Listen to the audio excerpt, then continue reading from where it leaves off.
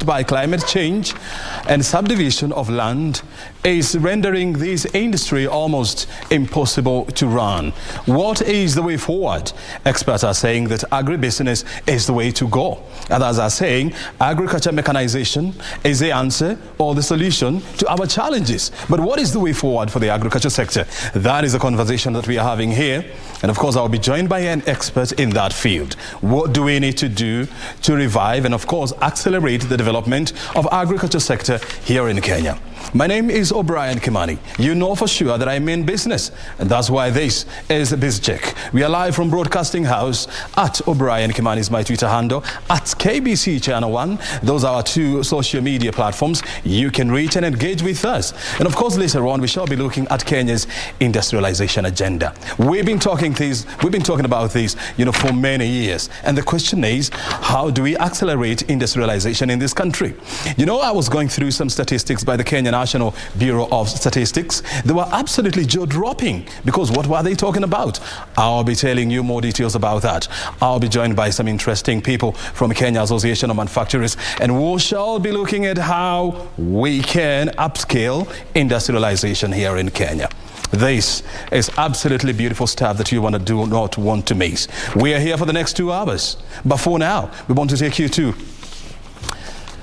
an event that is happening at Sarova Pan-Afric, where stakeholders are looking at ways of deaccelerating fossil fuel in the country because of their impact on the environment. Let's take you there so that you can listen in, and then thereafter we shall be back with the conversation.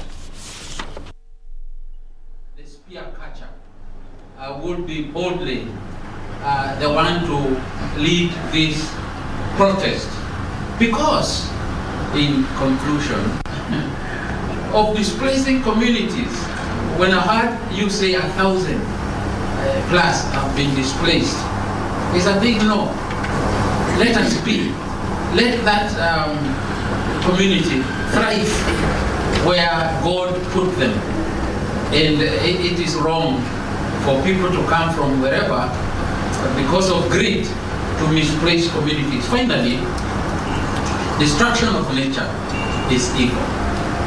And there will be no place in the life hereafter for those people who destroy that which God has given us. So religious leaders are bold. They do not fear, because we are living, yet we died when we answered the call to serve. So we are not here to please anyone, but to say this, that let nature be for the sake of tomorrow. Thank you so very much. You have listened to me so nicely that I'm even afraid. Thank you. God bless you.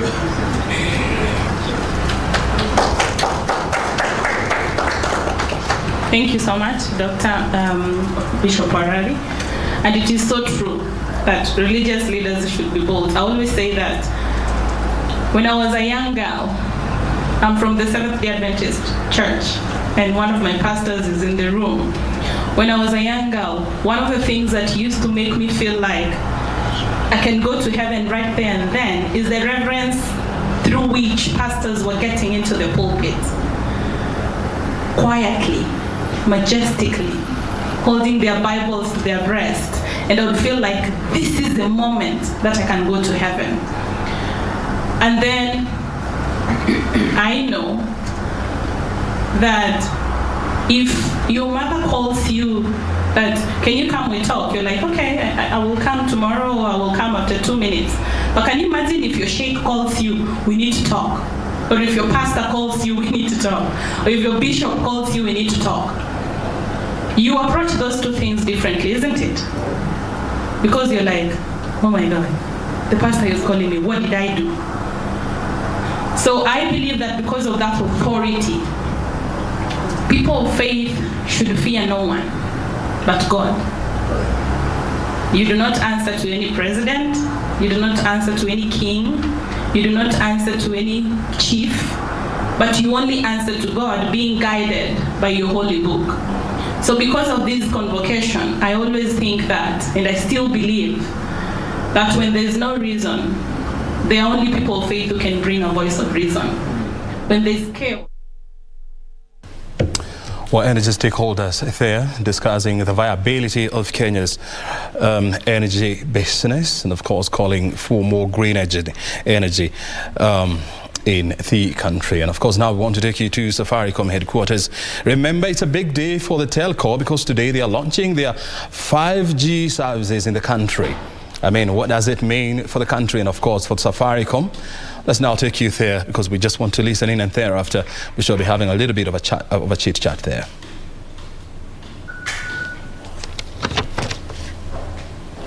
Highly of Safaricom when he's outside of the borders.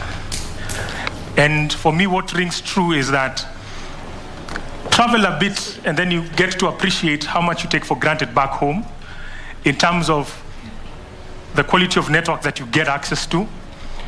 My own experience is that huko nje, people have the hindernet because there's absolutely nothing you can do.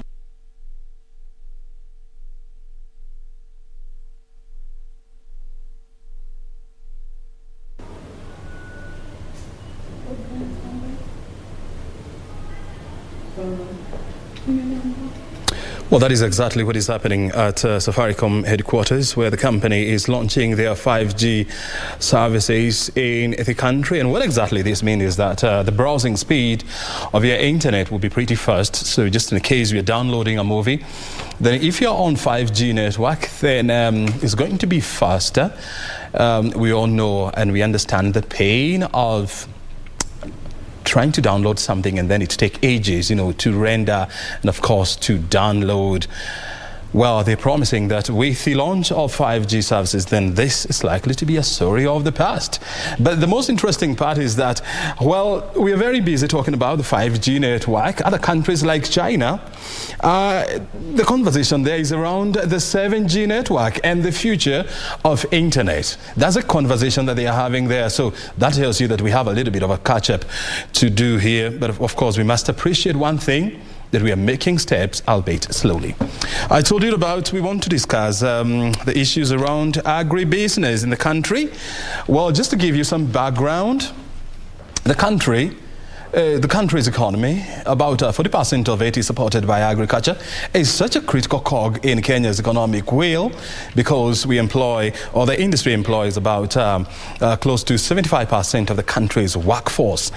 And in the rural areas, actually, the situation is absolutely different because almost 85% of the rural folks, they rely on agriculture for their survival. But in the last 2 years or 3 years, this industry is facing one of its worst crises.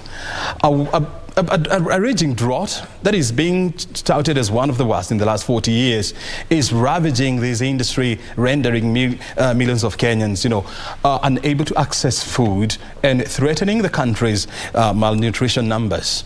What do we need to do to, number one, mechanize agriculture in this country and, of course, encourage more people to join agriculture and of course, do it in the modern way? That's a conversation that we just want to have here. Michael Kinyanjui is the head of youth and planning at Brighter Monday. He's joining us here. He will be giving us an idea of the project they launched targeting thousands of youths. And thank you very much indeed, Kinyanjui, for finding time to be with us here. First of all, describe to us the industry, the agriculture sector in Kenya as we stand. Thank you so much for having me, O'Brien. First of all, I'm head of youth and learning, not planning.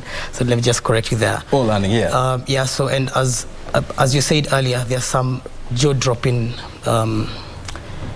statistics that are facing the agricultural sector, and us being in the employment industry. We have noticed that 70% of the food that we consume is actually produced by the small businesses, smallholder farmers. Yes. So we have 1.3 million youth entering the workforce every year, and they're struggling to get employment. And of course, as you had mentioned earlier, agriculture contributes to about 50% or even more to the GDP of the country. So agricultural business is a big deal. And we have seen an uptake of the green collar jobs as we place them, and more companies are investing in the agricultural space. Yeah. So we need to be prepared, first of all, by upskilling the youth, reskilling them. As you know, 75% of our population is below 35 years, and that provides the muscle of the workforce that we have in the country. So we, Brighter Monday, partnered with GIZ to just come up with ways and measures to upskill, to reskill, and to improve the livelihoods of the youth, especially in the Lake Region Economic Bloc, which constitutes to around 30% of the population live in those 14 counties. Yep. So I think what we're discussing right now is one of the biggest backbone of the economy, and if we don't have these kinds of discussions and stakeholder involvement and policy framework development around this, I think we will have a big problem. When you look at the country's policies that have been employed by the government, and of course when you look at investment towards agriculture sector, are you convinced that we are putting our resources where our mouth is? Well, I will say that there is still a gap. We conducted a skill gaps analysis, a baseline, just to understand the perception of the youth and the employers in this agricultural agri-food value chain. And to be honest with you, I feel like we still need to do a lot. We are happy that stakeholders are coming together now just to talk about what needs to be done. Okay, so from the survey, we realized that we wanted to establish the pain points of the target group that P was focusing on, that's 18 to 35 years, in terms of what challenges they get when they are trying to access employment opportunities. We also wanted to determine the skills priorities for both the employers and the job seekers, what really ticks for them. Also, we wanted to identify the gaps in the soft skills training and development area, where I think and we feel that this is where we need to put a lot of energy on, because at the end of the day, you will go for an interview, but what are you going to say? How is your communication skills? How well can you articulate issues? So I think we're receiving a lot of direct investments from outside, and directly going into agriculture and agri-food value chain. I mean, I can even now purchase an item while sitting at home, and it's delivered. Talk about vegetables or anything. So we're talking about the expansion of the agri-food value chain, and the question that we need to ask ourselves is the talent gap ready? Is the talent field ready? Do we have the right talent? How well are they skilled? I know we have perfect technical institutions who give the hard skills, but what about the soft skills? So that's where we come in and address as a company and as an organization. I mean, look, with the implosion of our population in Kenya, and of course the growing rate of urbanization, which is growing at is it 7% or 10%, annually. That means that the demand for food is going to grow. We do not anticipate the demand for food to go down anytime soon. And that is going to put pressure on production. And so if we think that the current crisis that we are facing is bad, then we need to wait for the next 10 years. So what do we need really to turn around the fortunes of agriculture in this country? So I think there's a discussion that's going on right now, and this is the worst drought that we've ever faced for the last 40 years. I mean, there's a place in Western Kenya, in the northern Kenya, that have not seen rain the last 4 years. So discussions around how to mechanize agriculture, and how I'm hearing discussions about how we can use Indian Ocean and just purify the water, just and use it for irrigation. But again, we need to understand that the shift of mindsets from the blue collar jobs and the white collar jobs to accommodate, the green collar jobs. We're talking about aquaponics, we're talking about hydroponics, and how we can turn around the reliance on rainwater for our yield. So from the baseline survey that we did, we noticed that a lot of technical institutions are now investing heavily on the hard skills into that mechanization of agriculture. And us as an organization, we've also noticed that there's new jobs coming up. We have people who use drones just to check out the yield and how the crops are doing. And these kinds of upgrade will lead us into, just shifting from the traditional way of crop farming or agriculture into the new modernized way.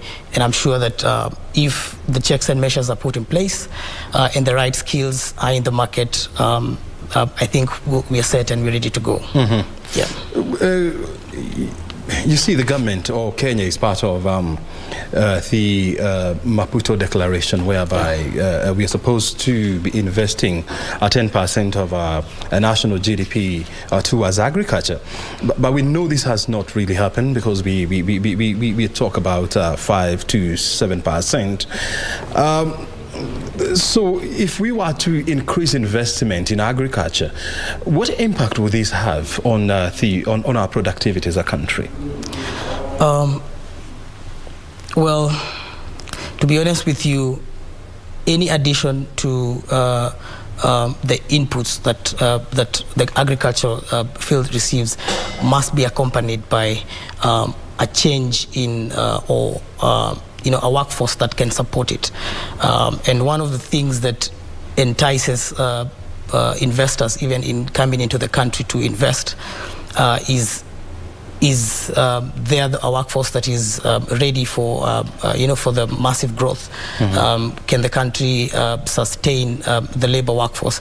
And I've seen instances where we are exporting labor at a very high percentage to countries like Israel to go and work in farms, while we can still have that kind of workforce work in Kenya and just try and improve our situation. So I believe it all starts with policy framework and how government can sit in roundtables with stakeholders and discuss issues that will support. As I said earlier, that 1.3 million people join the workforce every year, and this can be a disaster if at all there is no proper measures that can be put in place to make sure that these guys get jobs, these guys utilize what they've gotten in as hard skills. So I think in terms of policy development and just upskilling our guys and making sure that they are job ready will attract guys, and this will have a massive impact, in the economy as you know it, and even in the agri-food value chain. And I know the buzzword in the agriculture sector is, agribusiness. But have we ever managed to define what is agribusiness?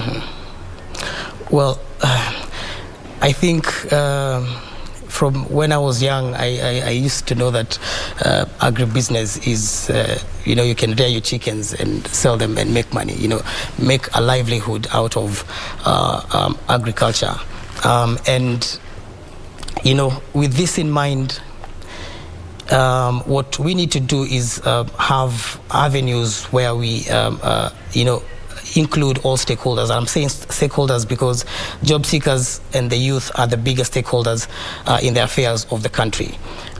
So I have seen young people come up with vlogs, come up with how-to channels of just to accelerate the agribusiness industry, and to be honest with you, Brian, I think the discussion needs to be spoken out loudly. So we need a lot of support from the government and also from private institutions.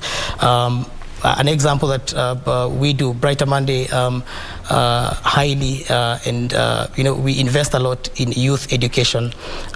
We write articles just to encourage the youth that, hey, if you didn't get this job, then you can also do certain agricultural activities and make money. So agribusiness has been at the center of our discussions, and I believe we need to amplify that by just teaching them the soft skills that are required, negotiation skills. How do you communicate? How do you present your brand as an organization yourself? Increase, your chances of being successful in this agribusiness venture. And I know that the agri-food business value chain is quite heavy, from input supply to production, to marketing, to delivery of the services and the goods, up to consumption when you get the plate. So I think this is a conversation that needs to be spoken out a lot, and I appreciate that KBC is doing this, and I think this is a game changer. Yeah. And you see, when you look at the private and the public sector, do you see synergies coming together to try and drive the agribusiness agenda forward? Yeah. We have a testament is what right now we have as Brighter Monday, and in collaboration with GIZ, AgriJobs for Youth. So we have an initiative called Vijana na Kilimo, which is focusing on 5 counties in the western region, in the Lake Region Economic Bloc, and these kinds of synergies will slowly help in alleviating of poverty, because one of the biggest things and what Brighter Monday tries to solve in the African Talent Company at large is the unemployment menace, which of course causes poverty at the end of the day. So synergies between like-minded organizations, and we are calling out to any like-minded organizations that wants to support us and join forces with us just to alleviate poverty. I think it's the way to go. We have a target of around 10,000 youth that we want to upskill and put them in dignified employment opportunities, and we're doing a good job at it. So I know we have not even scratched the surface, but such discussions need to be spoken. We have the reach, we have connections to job seekers across the country, and the youth especially, who are the biggest backbone of this country. So if we gang up and have organizations like we are doing with AgriJobs for Youth, we will surely do something to alleviate poverty. Yeah. And the message on agribusiness, is really focused towards the youth. But when you look at agriculture sector in Kenya, the average age of an agriculture of a Kenyan farmer is between 60 and 65. And when you look at the population of this country, 70% of Kenya's population is below the age of 40 years. So are we directing the right message to the wrong people? Okay, cool. 75% of our population, as I started by saying, is below the age of 35. So the definition of youth is between 18 to 35. So if at all we are not talking to the right people at the end of the day, I say this is the biggest workforce, and agriculture as it is right now is the domain for all people, especially in the rural areas. I say that 70% of the food that we consume is produced by the small scale holders, and they are in the rural areas. So if we do not make agriculture attractive to the young people, and I think we have so many youth-led initiatives. As said earlier, we have YouTube vloggers. We have how to, guys doing it on YouTube just to explain to the youth that, hey, we are the ones to change this. And at the end of the day, if we don't speak to them, then the agricultural space and value chain will still be a domain of the old generation. That said, I think organizations need to take up, even if it's CSR activities, just to upskill the youth as is, and tell them that we are the backbone of this economy. We need to have inclusion of the financial institutions just to provide financial support to the youth, and I'm very happy with what is coming up with this new government. I don't want agriculture to, when you hear agriculture, you only see a djembe, you only see, gumboots and all that. So, and even fertilizer subsidies. So I want us to veer away from that and see agriculture as something that can be done by everyone. We've seen jobs are coming up that are requiring technical skills like software development for the agribusiness space. I said earlier the drone activities.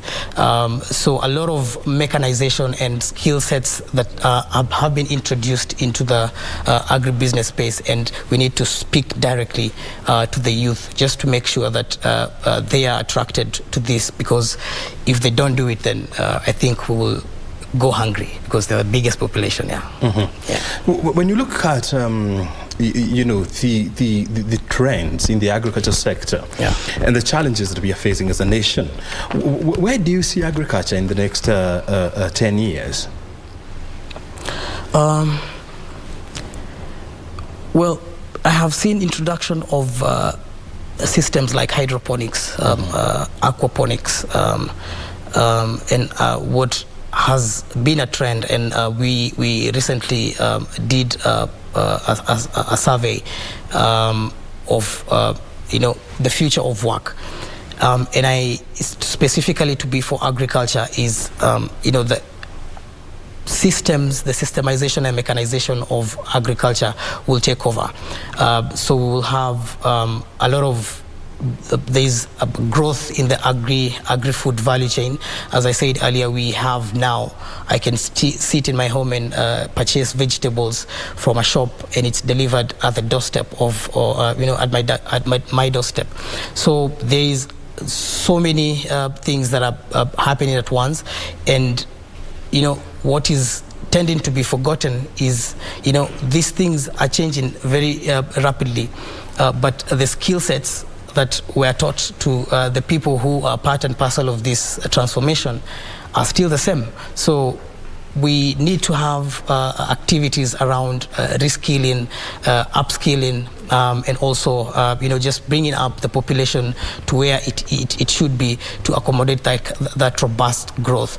And I'm very happy to be a part of this company, Brighter Monday, the African Talent Company, where we are trying to solve the skills gap, with very unique solutions that are homegrown for every country that we operate in. Again, I think we are in 4 African countries now, and we believe in transforming the economy through the providing of employment opportunities, and also just trying to make sure that the productivity of the people that we churn out to the market and to the labor industry are up to speed, and they can actually perform as needed. Very well. And if you're just joining us, we're having this live conversation from our studios in Broadcasting House here in Nairobi. And of course, remember, we are keeping an eye on the State House, where the swearing in of Cabinet Secretary nominees is expected to take place any time from now. And so we shall be going there so that we can, of course, witness that critical, important, or that critical event that will be happening at State House in a moment from now. And so our reporters and of course our crew are at State House, keeping an eye on what is happening there. Remember, we also have other events that are happening around the country. We have the engineers, or the Consulting Engineers Association meeting that is happening in Kisumu. Among the issues being discussed there is the signing the Washington Accord among engineers, and of course making Kenya a signatory to that critical document that bind countries on some various issues. And so those are some of the issues that we are following up on here. And remember, I was also telling you that Safaricom has today launched their 5G services. We shall be helping you to understand what exactly that means for you. Now we want to take you to State House, where the swearing in of Cabinet Secretaries is supposed to be happening anytime from now. So those are the issues that we are following up now. But before we go there, first of all, let's take a short break, and thereafter we shall be back here.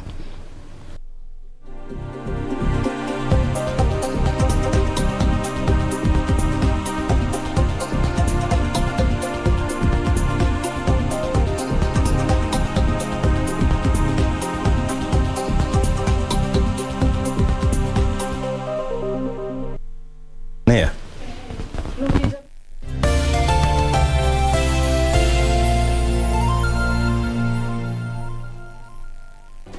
Do you have a news story to share with KBC? Get in touch swiftly on email news@kbc.co.ke or call 0723-892-654 or 0734-780-124.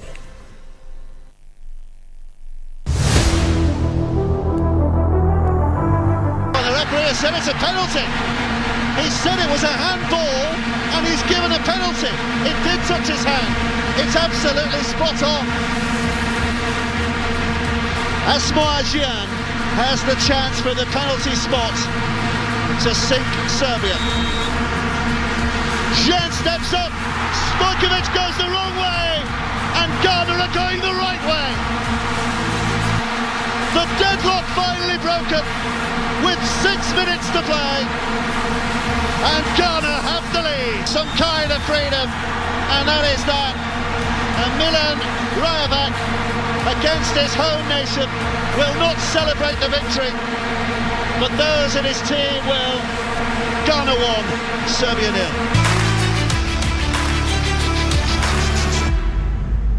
Kakamega mpo.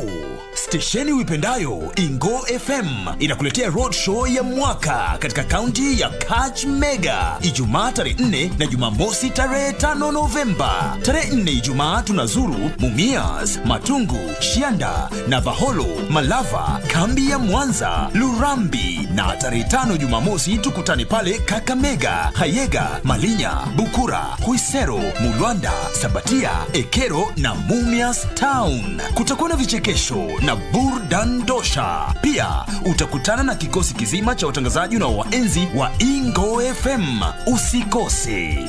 Radio Ingo, ingini ye mwitala. Kakamega na yefu bwana.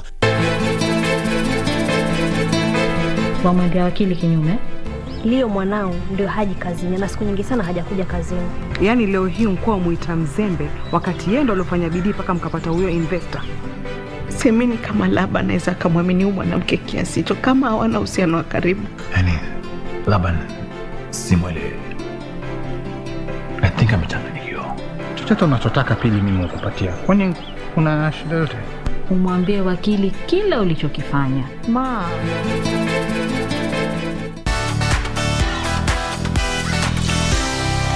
Your entire personality is built around your bottoms. Wiggle it just a little bit. So now young ladies don't even want their age mates anymore. Wanatafuta wababa. Wanatafuta sasa wababa. Sasa kama mubaba yuko na school fees. Kila mtu anataka kuwa na Bentley. There are serious things now around surgery wrong, yes. And then the idiotic, your bottom line is your song is so bad that to make people interested in it, you have to use your backside again. Yes. You see, where are the brains? Yes. Where are the hidden somewhere near the bottom?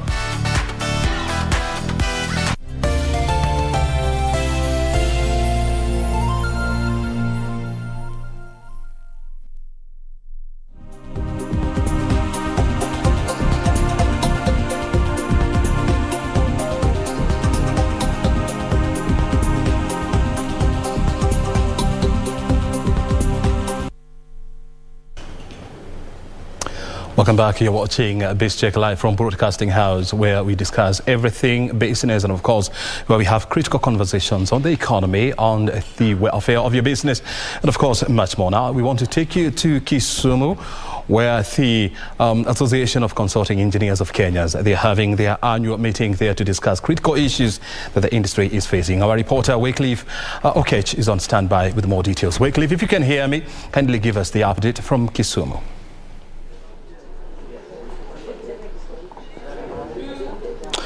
Well, thank you so much, Brian Kimani, back in Nairobi. This, of course, is the second day of the ASEC conference, annual conference that is underway in Kisumu. There's a 3 days conference that kickstarted yesterday, today being the second day, and it's scheduled to last until tomorrow.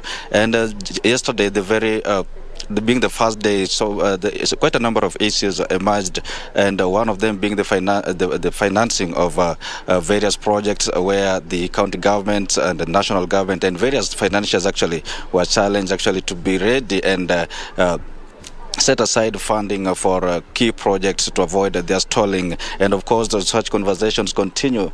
As you can see behind me here, of course, where I'm starting right now, this is the registration point, but then the delegates, rather, consulting engineers participating in this conference continue to stream in today, actually, even as the discussions continue to go on there in the conference hall there.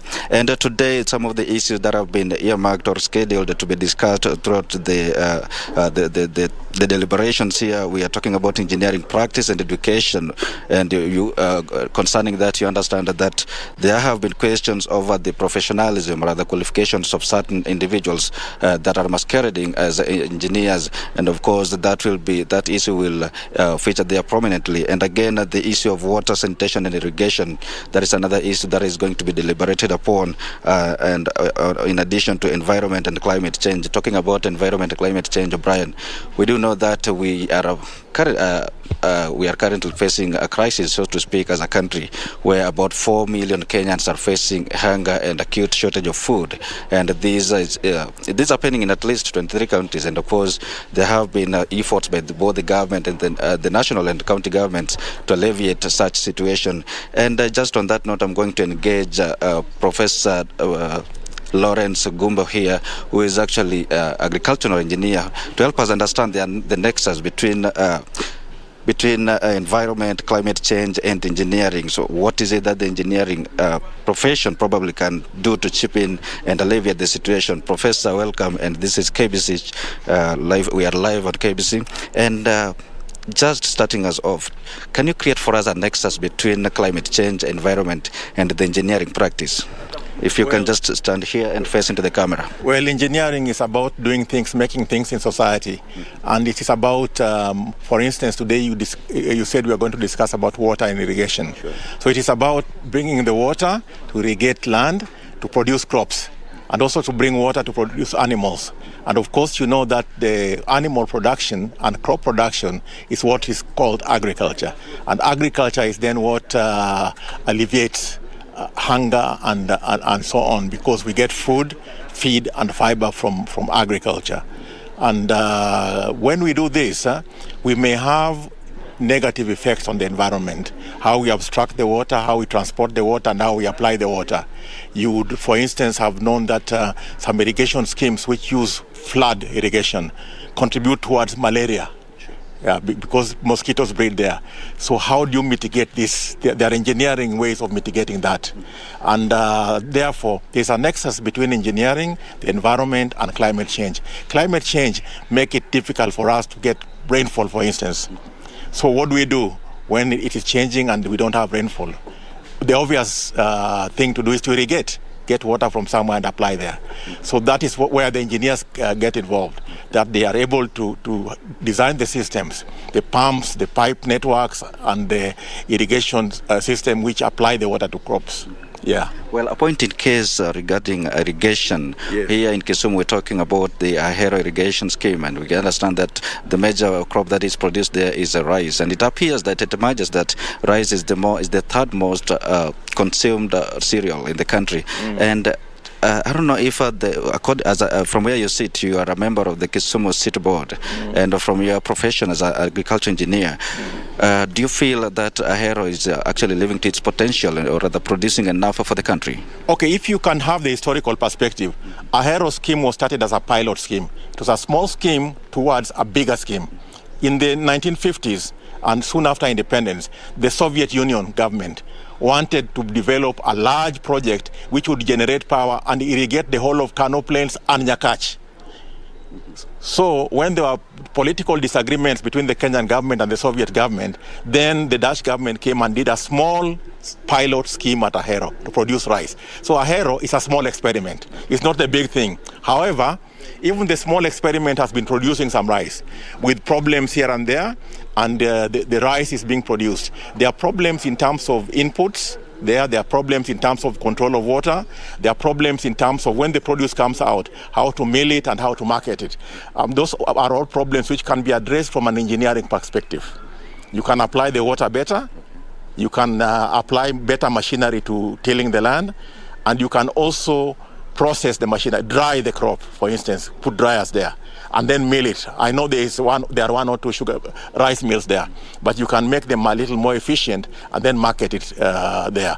So yes, we can irrigate rice there, but we can irrigate many other crops. Horticultural crops, for instance, can be irrigated here. And the same water which is used in the same line can also be used to have fish farming in fish ponds. Okay. Yeah. Moving away from Kisumu, currently as a country we are facing what I can describe as a crisis regarding to drought and food shortage, especially in ASAL counties. And from the engineering perspective, what do you think is the solution to this? From engineering perspective, the droughts in Kenya are pretty well predictable. Every 10 years we get a major drought. Every 5 years a minor drought. It's known that is going to come. Therefore, we should plan for it accordingly. And Kenya having the water resources near it, we should go to massive irrigation. Look, there is no rainfall in Egypt. There has not been any rainfall in Egypt recently, but they are exporting food. Why? They irrigate. Yeah. So when the rains fail, this should not be a problem. The engineers can come and design irrigation systems, develop them so that we continuously have food. For God's sake, there are droughts in America also. They never have food shortages. And if that is a possibility that we can explore, what then is lacking? Where do we have the goodwill, maybe as the government or the political leadership, to do this, to make this happen? It's the political will. Yeah. If we had the political will, we could do it. Yeah, that's what's lacking. Yeah. Because we have the engineers, we have the expertise, we even have the funds, and we have the water resources. So what is lacking to me is the political will. And this is ASEC, Association of Consulting Engineers, and I believe as an Association of Consulting Engineers, one of your mandates is probably to advise the government, or rather to approach the government and tell them what should be done, and to tell the government what should be done and how that can be done. As ASEC, have you probably approached the relevant ministry to explain to them how this should be done and what's their response? We have engagement with government all time, and in fact, even this, we are engaging with the county government of Kisumu and other governments. And we have participants here from various government departments. We engage with them, we talk to them, we give them our opinions. And tomorrow, we are going to have our resolutions on what we think government should do. And we'll pass it on to government to see how we can alleviate the situation. Yeah. Fine, thank you so much. We'll get more time to engage you on other issues, but then we're just going to end this here for the meantime. But I'll come back to you later on and engage you more. Thank you very much for having me, and I'm always available. Okay, thank you, sir. O'Brien, that is Professor Lawrence Gumbe talking to us about water, irrigation, and sanitation. Of course, he says that the drought situation being experienced in the country, that is something that is manageable. It's something that can be alleviated, but it can only happen when the relevant authorities and, of course, the engineers who have the knowledge to do this, if they come together and make this happen. While this is a conversation that continues here, like I've mentioned, it is not ending today. It will continue all through tomorrow. And quite a number of other subtopics have been scheduled to be discussed in the process. And of course, we'll take note of every remark there and inform our viewers promptly. Back to you, O'Brien. Well, thank you, Wycliffe. I mean, we shall be linking up with you later on so that you can give us an update on what is happening at the Association of Consulting Engineers of Kenya, the annual conference that is taking place in Kisumu. And of course, what you can see on your screen are the real pictures, the live pictures coming to you from State House. Remember, the swearing in of Cabinet Secretaries and nominees is expected to take place anytime now. And as you can see, we just right on standby to ensure that we give you proper coverage of that event. So this is something that you need to keep. And I can see now the president is already here and the national anthem is right on. Let's take you there now.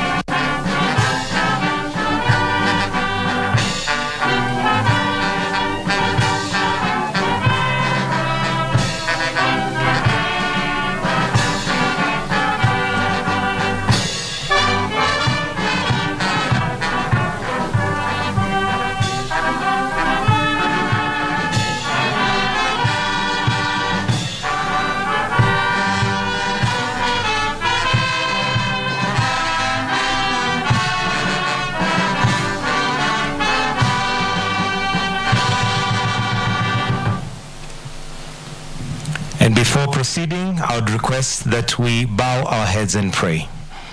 Our dear Heavenly Father, we come before you this morning and thank you for our beautiful country, Kenya. We thank you for the leadership that you've given us through your servant, Dr. William Samoei Ruto, his deputy, Gachagua. We thank you, Father, even for the administration that is before you this morning. We pray that, Lord, even as they're sworn in, you will give them clarity of mind, vision, and that they will execute the Kenya Kwanza team dream and bring it to pass. We thank you, Father, for health, and we pray for this country, and we thank you even for the peace that we've continued to experience. We pray all this, believing and trusting in Jesus' mighty name.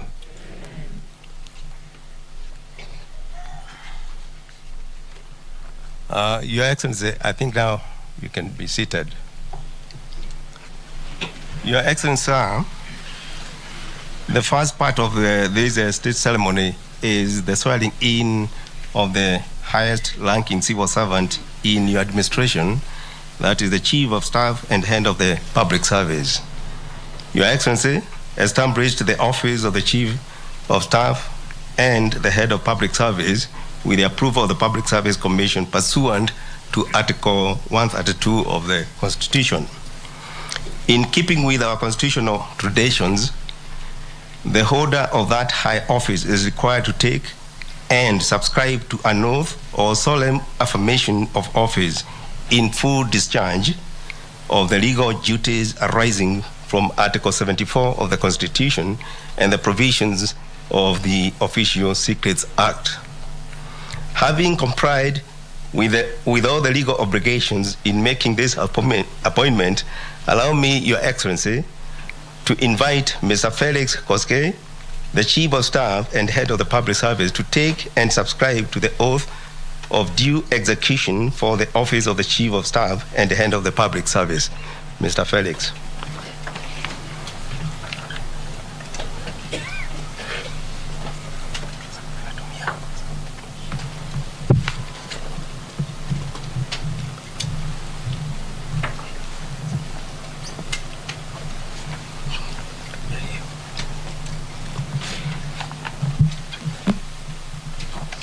I, Felix Kiptarus Koskei, having been appointed Chief of Staff and Head of Public Service, do swear that I will at all times be faithful to the Republic of Kenya, that I will obey, respect, and uphold this Constitution of Kenya and all other laws of the Republic, and I will well and truly serve the people and the Republic of Kenya in the Executive Office of the President as the Chief of Staff and Head of Public Service, that I undertake to hold this public office with honor and dignity, that I will be a true and faithful counselor to the President for the good management of the public affairs of the Republic of Kenya, that I will not divulge directly or indirectly such matters as shall come to my knowledge in the discharge of my duties, and committed to my secrecy except as may be required for the due discharge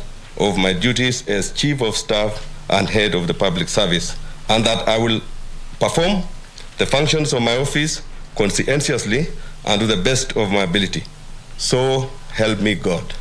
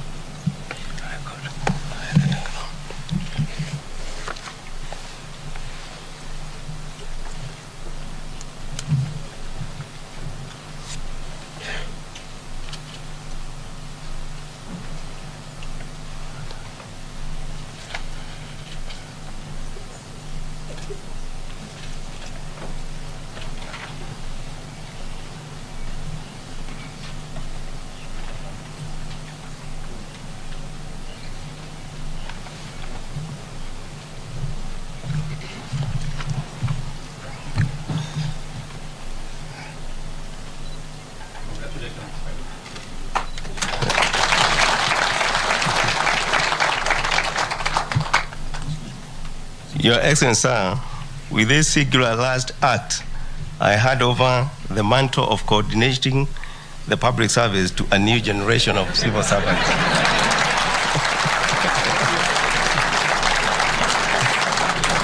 I thank you and your predecessors for according me the privilege to serve in 4 successful administrations, notably the 2nd, 3rd, 4th administration, and in your position. It has been a profound honor and a humbling journey. I'm immensely grateful that I was accorded the rare opportunity to serve Kenya and to serve the great men chosen by the people of Kenya to be the presidents of this country and lead it. With your kind permission, sir, permit me now to invite my successor, Mr. Koskei, to progress the day's program. Asante sana.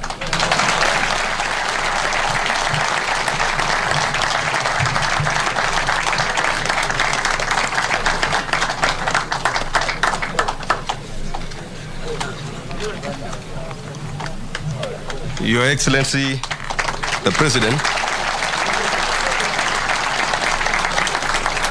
this state ceremony is for swearing in of Your Excellency's Cabinet constituted of the Prime Cabinet Secretary, the Honorable the Attorney General, Cabinet Secretaries, and the Secretary to the Cabinet. Your Excellency, following your nomination of members of Cabinet and the Secretary to the Cabinet on the 27th of September 2022, we transmitted the nominees to the National Assembly for Parliament vetting and approval. Sir, on 26th October 2022, National Assembly conveyed the certificates of approval issued in accordance with Article 152, 154, and 156 of the Constitution, setting the stage for the appointment of the Cabinet Secretaries, the Honorable Attorney General, and the Secretary of the Cabinet, which Your Excellency effected via the special issue of the Gazette published as notices number 13033, 13034, and 13035 of this year. Your Excellency, with respect to the appointments, it is my pleasure to confirm that all applicable constitutional and statutory requirements for appointment of Cabinet Secretaries, the Attorney General, and the Secretary of the Cabinet have been discharged. Therefore, this state ceremony is convened in full compliance with the law.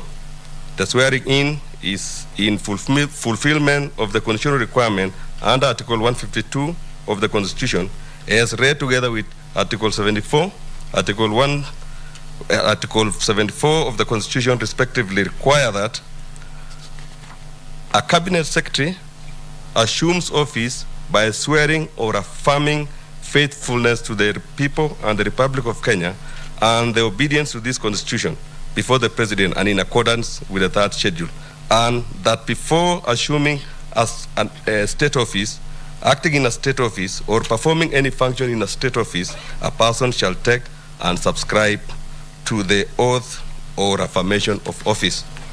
Your Excellency, sir, we now proceed to administer the oaths and or solemn affirmation of due execution of state office. Sir, we begin with Your Excellency's appointee in the position of office of the Prime Cabinet Secretary. Your Excellency, sir, with your kind indulgence and permission, I now invite Honorable Musalia Mudavadi, EGH, to take his place at the podium for the oath or affirmation of office.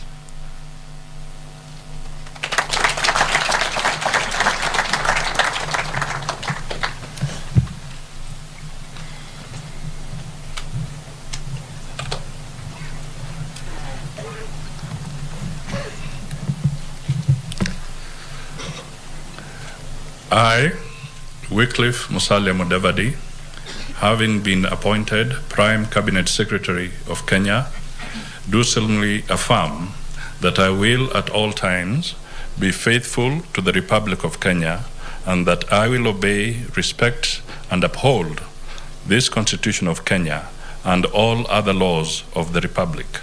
And I will well and truly serve the people and the Republic of Kenya in the office of Prime Cabinet Secretary. That I undertake to hold my office as Prime Cabinet Secretary with honor and dignity. That I will be a true and faithful counselor to the President for the good management of the public affairs of the Republic of Kenya. That I will not divulge directly or indirectly such matters as shall come to my knowledge in the discharge of my duties, and committed to my secrecy except as may be required for the due discharge of my duties as Prime Cabinet Secretary, and that I will perform the functions of my office conscientiously and to the best of my ability.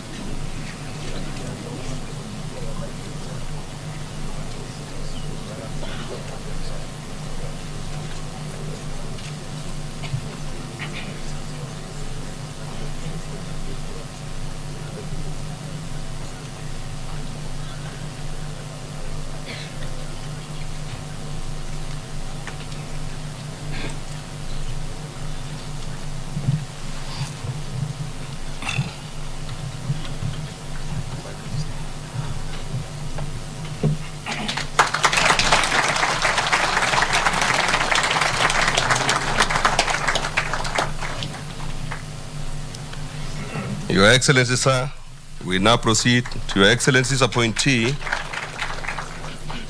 to the position of the Honorable the Attorney General. Your Excellency, sir, with your kind indulgence and permission, I now invite Honorable Justin Muturi, EGH, to take his place at the podium for the oath of office.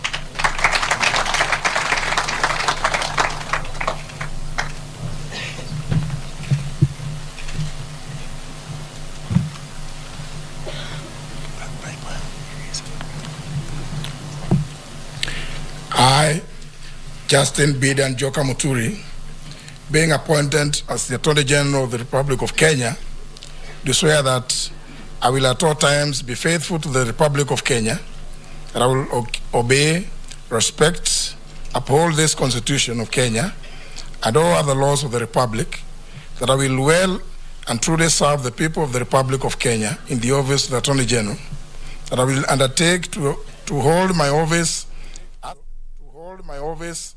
as the Attorney General with honor and dignity, that I will be a true and faithful counselor to the President for the good management of the public affairs of the Republic of Kenya, that I will not divulge, directly or indirectly, such matters as shall come to my knowledge in the discharge of my duties and committed to my secrecy, except as may be required for the discharge of my duties as Attorney General, and that I will perform the functions of my office conscientiously and to the best of my ability.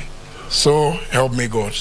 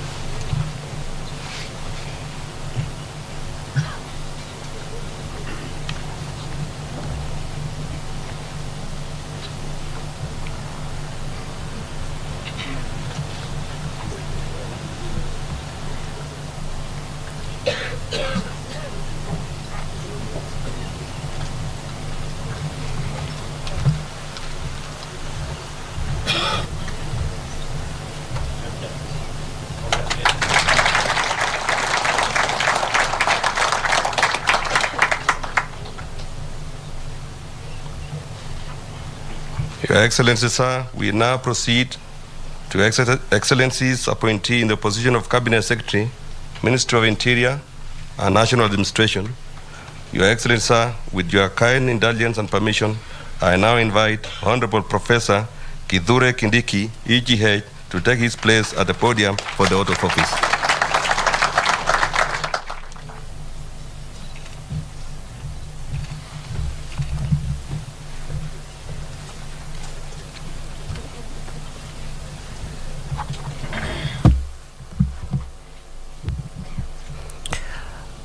I, Kithure Kindiki, being appointed a Cabinet Secretary of Kenya,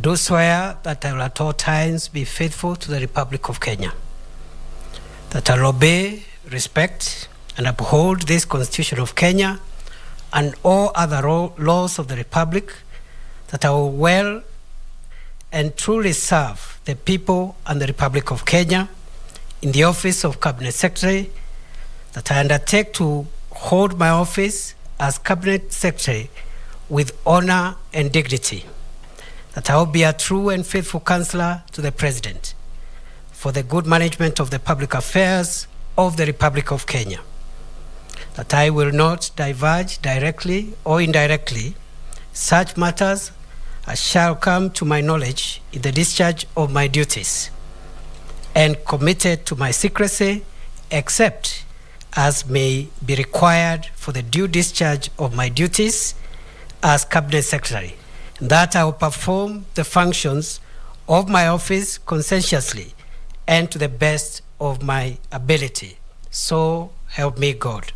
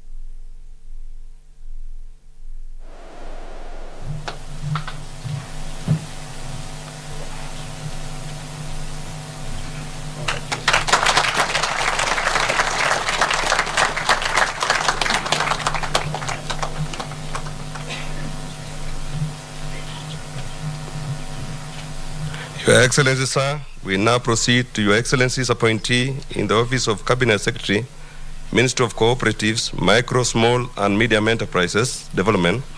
Your Excellency, sir, with your kind indulgence and permission, I now invite Mr. Simon Chelugui, EGH, to take his place at the podium for the oath of office.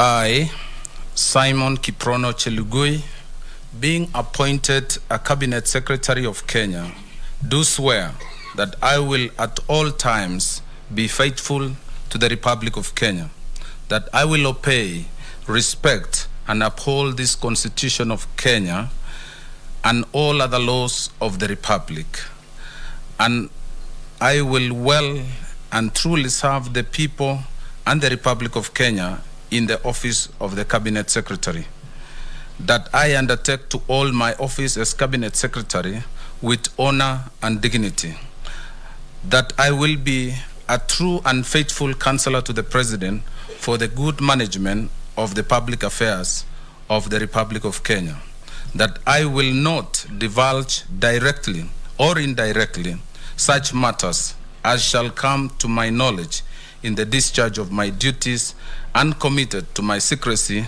except as may be required for the due discharge of my duties as Cabinet Secretary, and that I will perform the functions of my office conscientiously and to the best of my ability. So help me God.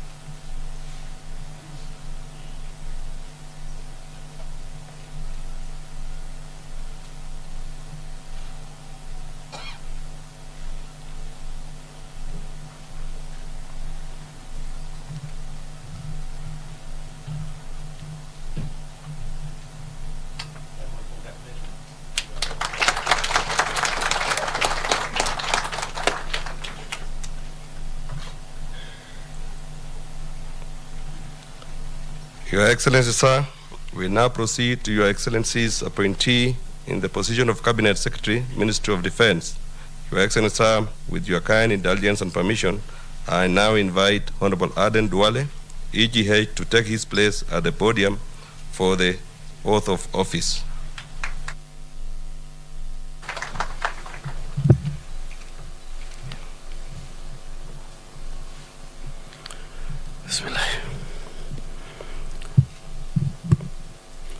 I, Aden Bare Duale, being appointed a Cabinet Secretary of Kenya, do swear that I will at all times be faithful to the Republic of Kenya, that I will obey, respect, and uphold this Constitution of Kenya and all other laws of the Republic, and that I will well and truly serve the people and the Republic of Kenya in the office of the Cabinet Secretary, that I undertake to hold my office as Cabinet Secretary with honor and dignity, and that I will be a true and faithful counselor to the President for the good management of the public affairs of the Republic of Kenya, and I will not divulge directly or indirectly such matters as shall they'll come to my knowledge in the discharge of my duties and committed to my secrecy, except as may be required for the due discharge of my duties as Cabinet Secretary, and that I will perform the functions of my office conscientiously and to the best of my ability. So help me God.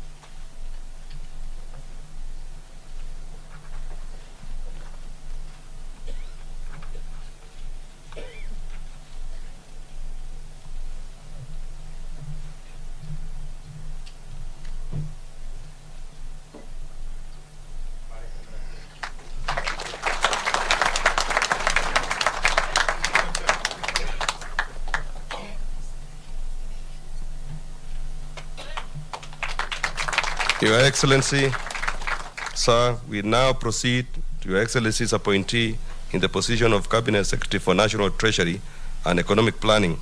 Your Excellency, sir, with your kind indulgence and permission, I now invite Professor Njuguna Ndung'u, CBS, to take his place at the podium for the oath of office.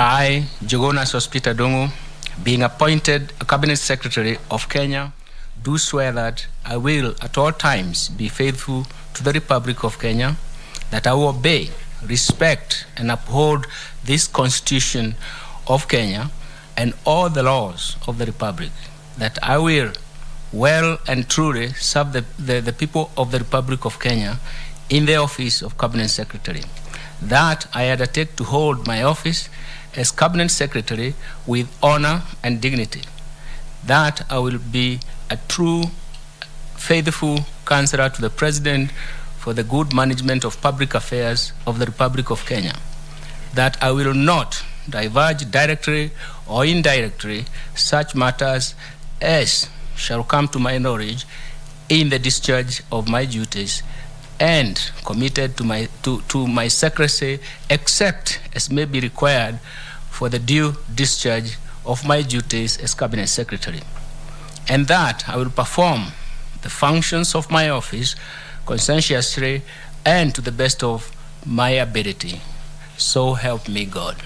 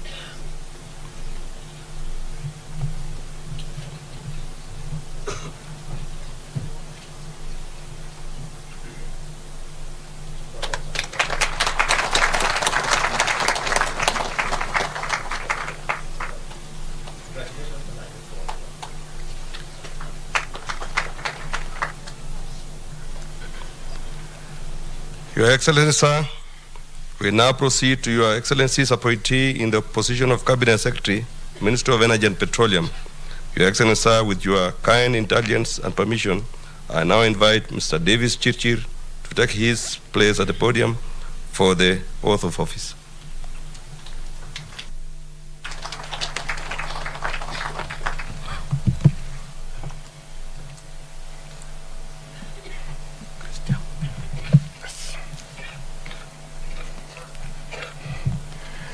I, Davis Kimutai Chirchir, being appointed a Cabinet Secretary of Kenya, do swear that I will at all times be faithful to the Republic of Kenya, that I will obey, respect, and uphold this Constitution of Kenya and all other laws of the Republic, that I will well and truly serve the people and the Republic of Kenya in the office of Cabinet Secretary, that I will undertake to uphold my office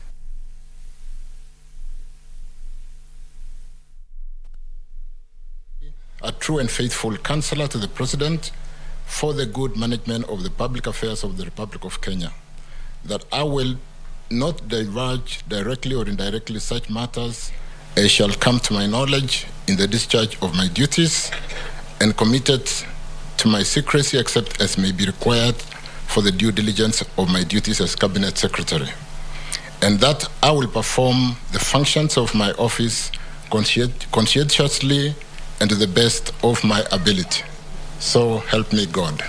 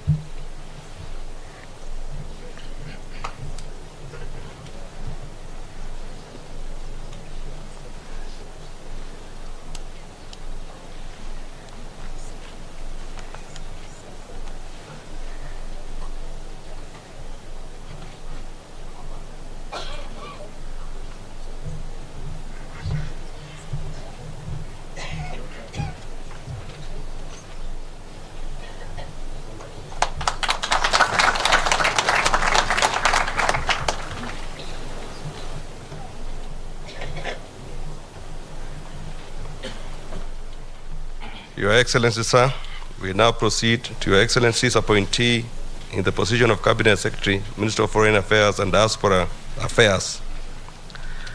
Your Excellency, sir, with your kind indulgence and permission, I now invite Honorable Alfred Mutua, EGH, to take his place at the podium for the oath of office.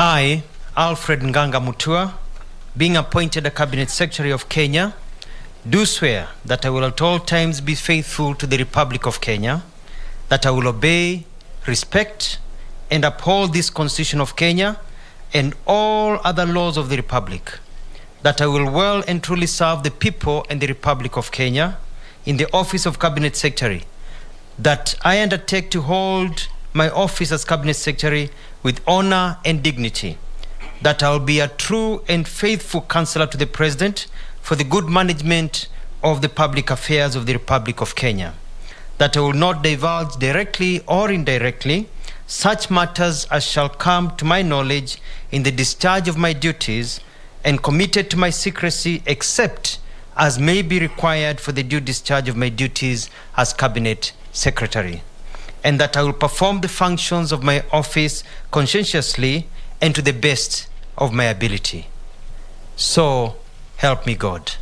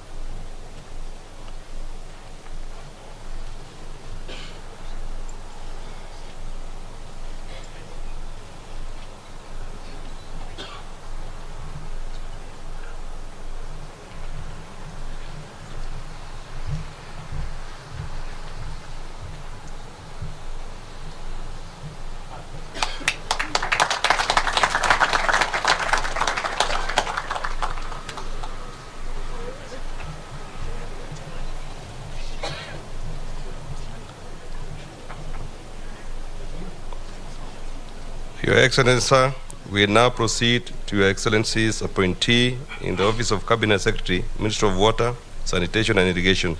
Your Excellency, sir, with your kind indulgence and permission, I now invite Honorable Alice Wahome to take her place at the podium for the oath of office.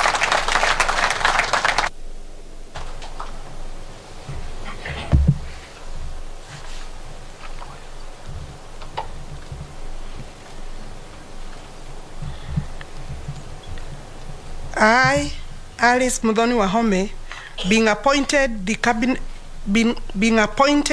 a Cabinet Secretary of Kenya, do swear that I will at all times be faithful to the Republic of Kenya, that I will obey, respect, uphold this Constitution of Kenya and all other laws of the Republic, that I will well and truly serve the people and the Republic of Kenya in the office of the Cabinet Secretary, that I will undertake to hold my office as Cabinet Secretary with honor, dignity, that I will be a true, faithful counselor to the President for the good management of the public affairs of the Republic of Kenya, that I will not divulge, directly or indirectly, such matters as shall come to my knowledge in the discharge of my duties, and committed to my secrecy, except as may be required for the due discharge of my duties as Cabinet Secretary, and that I will perform the functions of my office conscientiously and to the best of my ability. So help me God.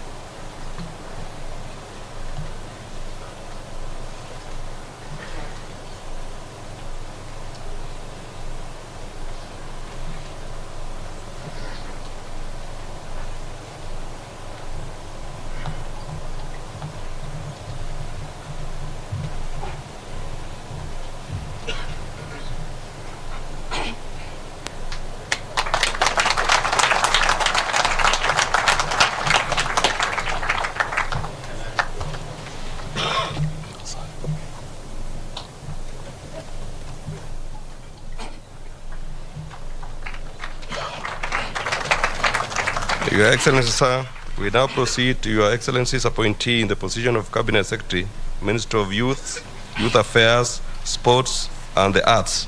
Your Excellency, sir, with your kind indulgence and permission, I now invite Honorable Ababu Namwamba, EGH, to take his place at the podium for the oath of office.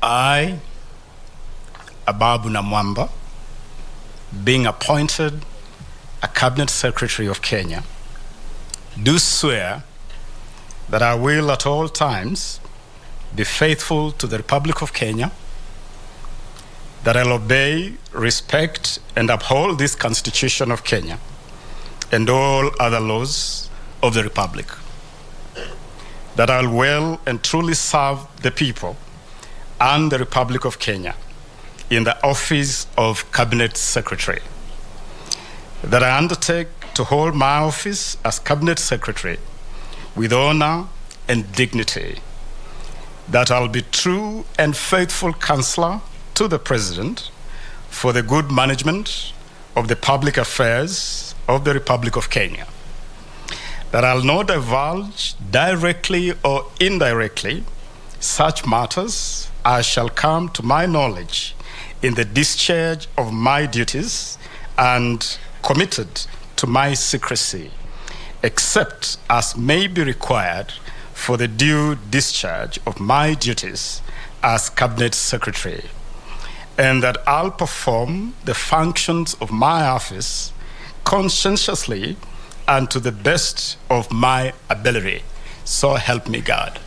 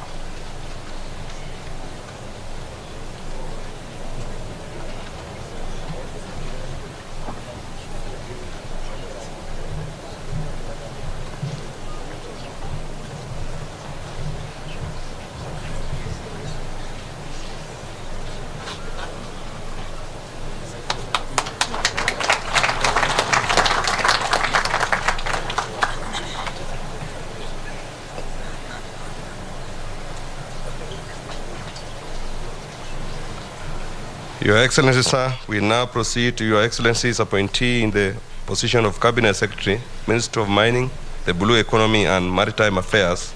Your Excellency, sir, with your kind indulgence and permission, I now invite Honorable Salim Vuria, EGH, to take his place at the podium for the oath of office.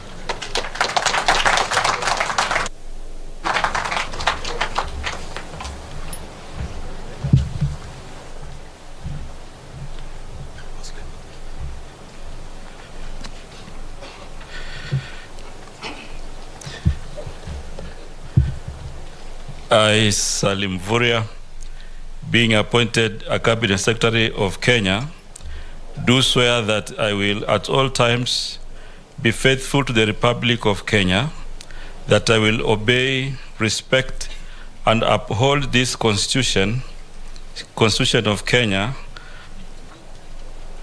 and all other laws of the Republic, that I will well and truly serve the people and the Republic of Kenya in the office of Cabinet Secretary, that I undertake to hold my office as Cabinet Secretary with honor and dignity, that I will be a true and faithful counselor to the President for the good management of the public affairs of the Republic of Kenya, that I will not divulge directly or indirectly such matters as shall come to my knowledge in the discharge of my duties and committed to my secrecy, except as may be required for the due discharge of my duties as Cabinet Secretary, and that I will perform the functions of my office conscientiously and to the best of my ability.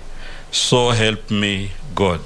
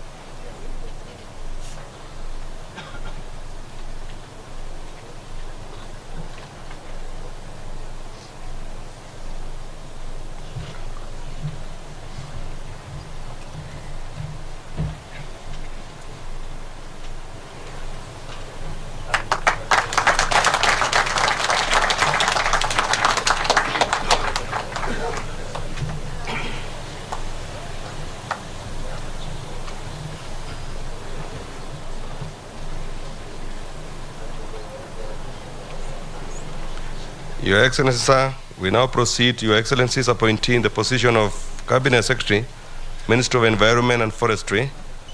Your Excellency, sir, with your kind indulgence and permission, I now invite Honorable Soipan Tuya, CBS, to take her place at the podium for the oath of office.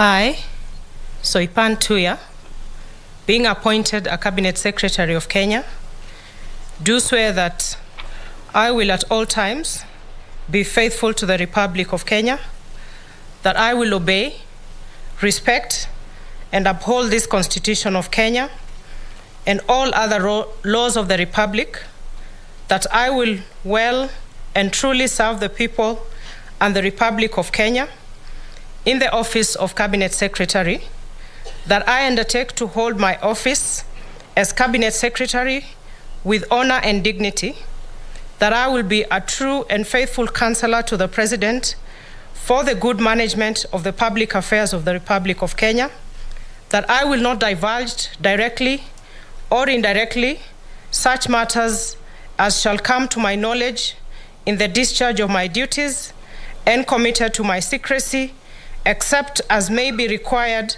for the due discharge of my duties as Cabinet Secretary, and that I will perform the functions of my office conscientiously and to the best of my ability. So help me God.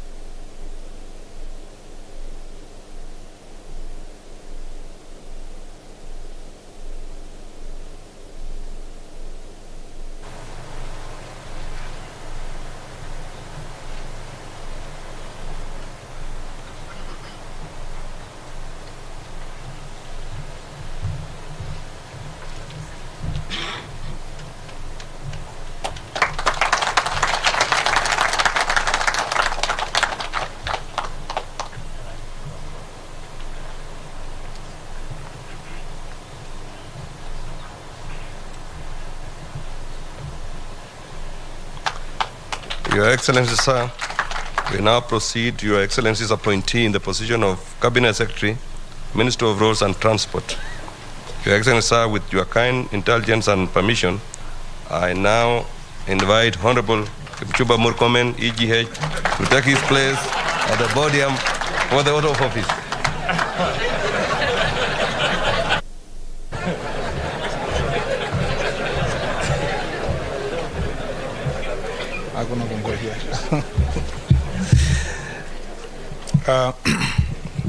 I, Onesmus Kipchumba Murkomen, being appointed a Cabinet Secretary of Kenya, do swear that I will at all times be faithful to the Republic of Kenya, that I will obey, respect, and uphold this Constitution of Kenya and all other laws of the Republic, that I will well and truly serve the people and the Republic of Kenya in the office of Cabinet Secretary, that I will undertake to hold my office as Cabinet Secretary with honor and dignity, that I will be a true and faithful counselor to the President for the good management of the public affairs of the Republic of Kenya, that I will not divulge directly or indirectly such matters as shall come to my knowledge in the discharge of my duties, and committed to my secrecy, except as may be required for the due discharge of duties as Cabinet Secretary, and that I will perform my functions of my office conscientiously and to the best of my ability. So help me God.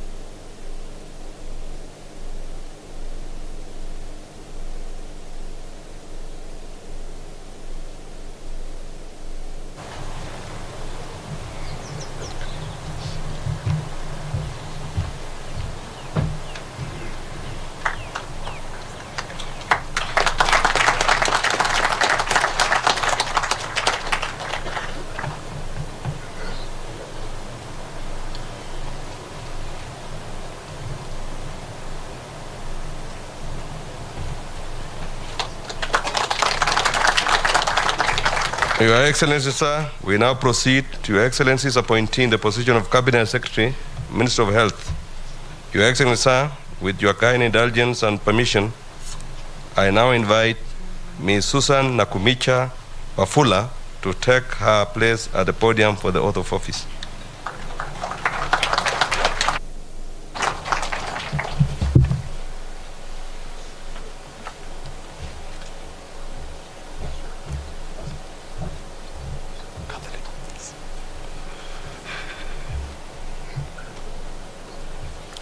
I, Susan Nakumicha Wafula, being appointed a Cabinet Secretary of Kenya, do swear that I will at all times be faithful to the Republic of Kenya, that I will obey, respect, and uphold this Constitution of Kenya and all other laws of the Republic, that I will well and truly serve the people and the Republic of Kenya in the office of Cabinet Secretary, that I undertake to hold my office as Cabinet Secretary with honor and dignity, that I will be a true and faithful counselor to the President for the good management of the public affairs of the Republic of Kenya, that I will not divulge directly or indirectly such matters as shall come to my knowledge in the discharge of my duties, and committed to my secrecy, except as may be required for the due discharge of my duties as Cabinet Secretary, and that I will perform the functions of my office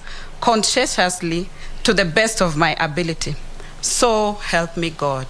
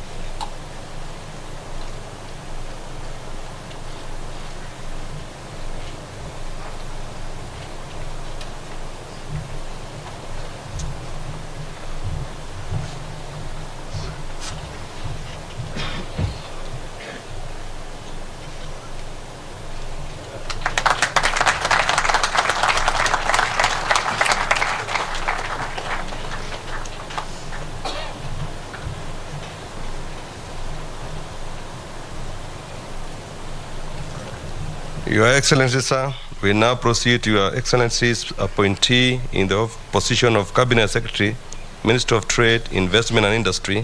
Your Excellency, sir, with your kind indulgence and permission, I now invite Honorable Moses Kiarie Kuria to take his place at the podium for the oath of office.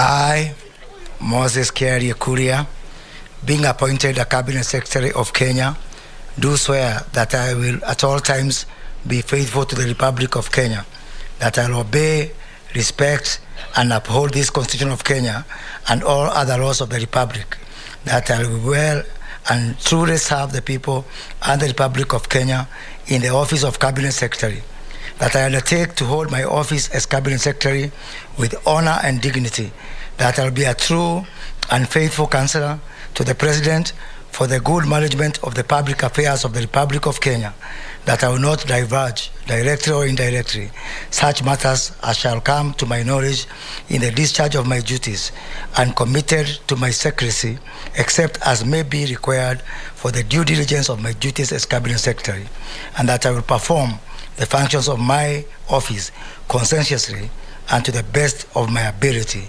So help me God.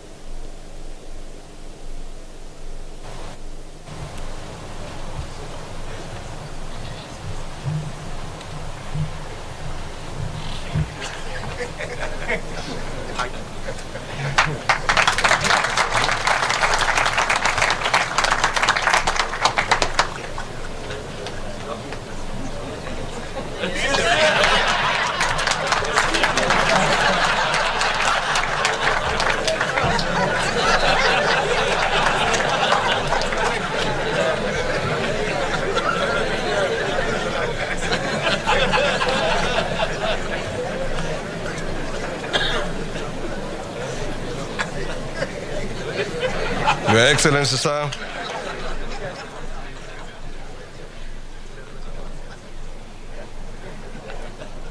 Your Excellency, sir, we now proceed to Your Excellency's appointee in the position of Cabinet Secretary, Minister of Education.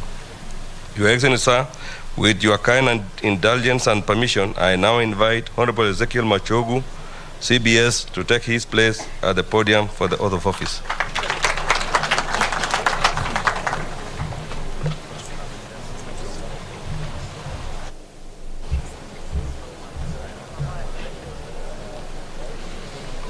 I, Ezekiel Machogu Mbaki, being appointed the Cabinet Secretary of Kenya, do swear that I will at all times be faithful to the Republic of Kenya, that I will obey, respect, uphold this Constitution of Kenya and all other laws of the Republic, that I will well and truly serve the people and the Republic of Kenya in the office of Cabinet Secretary, that I undertake to hold my office as Cabinet Secretary with honor and dignity, that I will be a true and a faithful counselor to the President for the good management of the public affairs of the Republic of Kenya, that I will not diverge directly or indirectly such matters as shall come to my knowledge in the discharge of my duties, and committed to my secrecy except as may be required for the discharge of my duties as Cabinet Secretary, and that I will perform the functions of my office conscientiously and to the best of my ability. So help me God.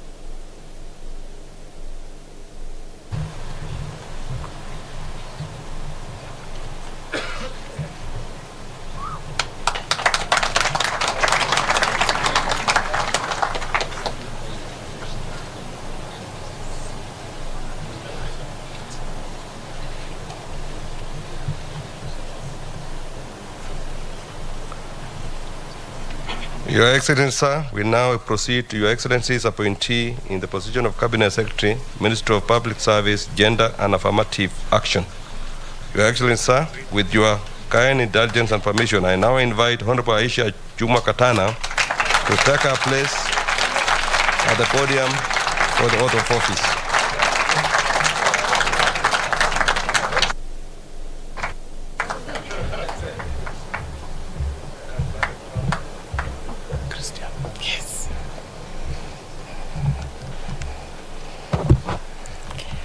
I, Aisha Jumwa Karisa Katana, being appointed a Cabinet Secretary of Kenya, do swear that I will at all times be faithful to the Republic of Kenya, that I will obey, respect, and uphold this Constitution of Kenya and all other laws of the Republic, that I will well and truly serve the people and the Republic of Kenya in the office of Cabinet Secretary, that I undertake to hold my office as Cabinet Secretary with honor and dignity, that I will be a true and faithful counselor to the President for the good management of the public affairs of the Republic of Kenya, that I will not divulge directly or indirectly such matters as shall come to my knowledge in the discharge of my duties and committed to my secrets, except as may be required for the due discharge of my duties as Cabinet Secretary. And I will perform my functions of my office conscientiously and to the best of my ability. So help me God.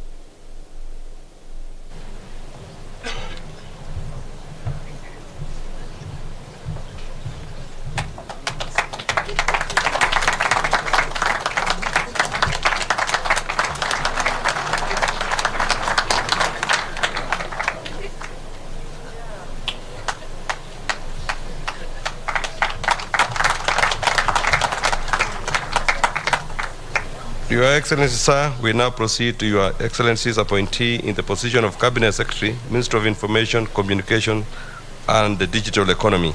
Your Excellency, sir, with your kind indulgence and permission, I now invite Mr. Eliud Owalo to take his place at the podium for the oath of office.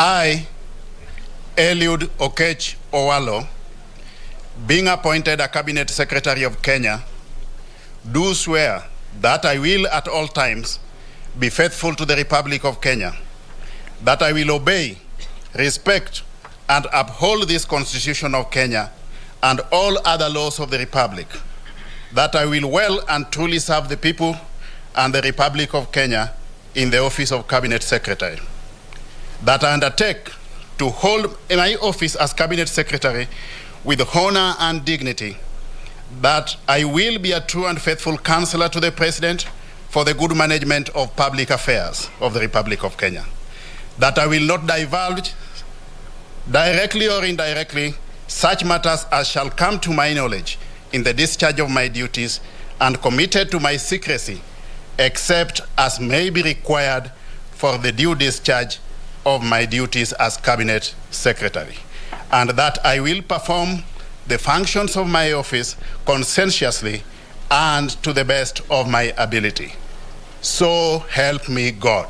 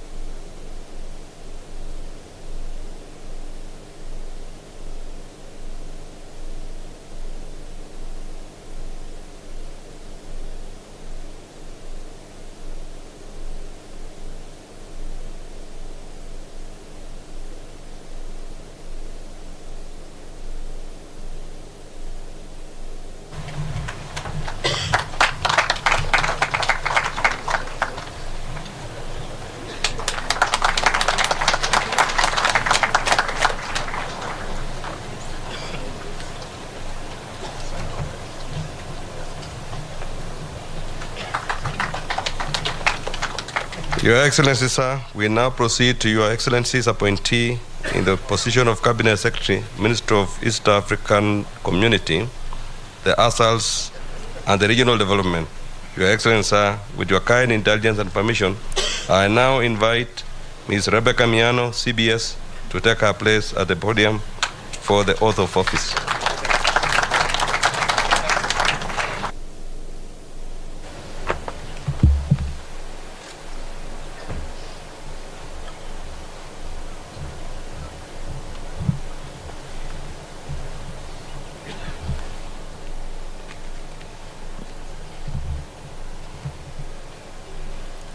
I,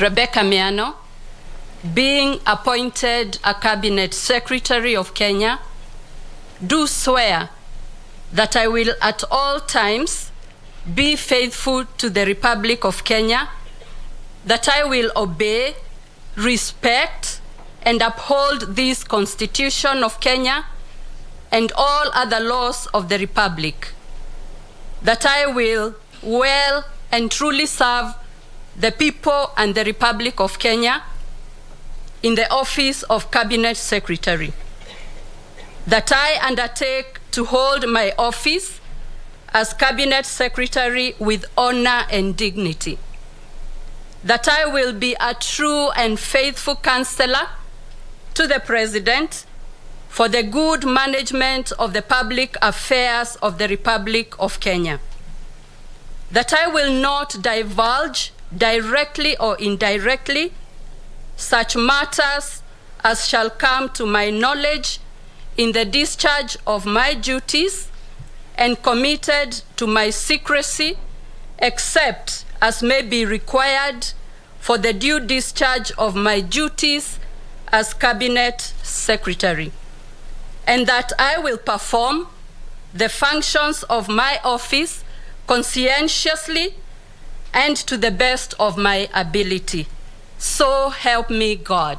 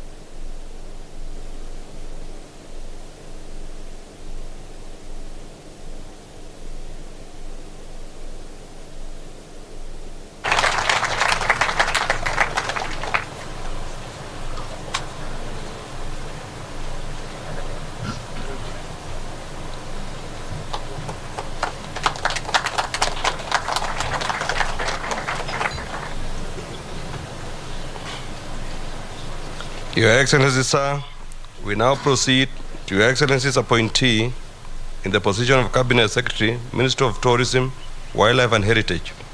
Your Excellency, sir, with your kind intelligence and permission, I now invite Honorable Penina Malonza, OGW, to take her place at the podium for the oath of office.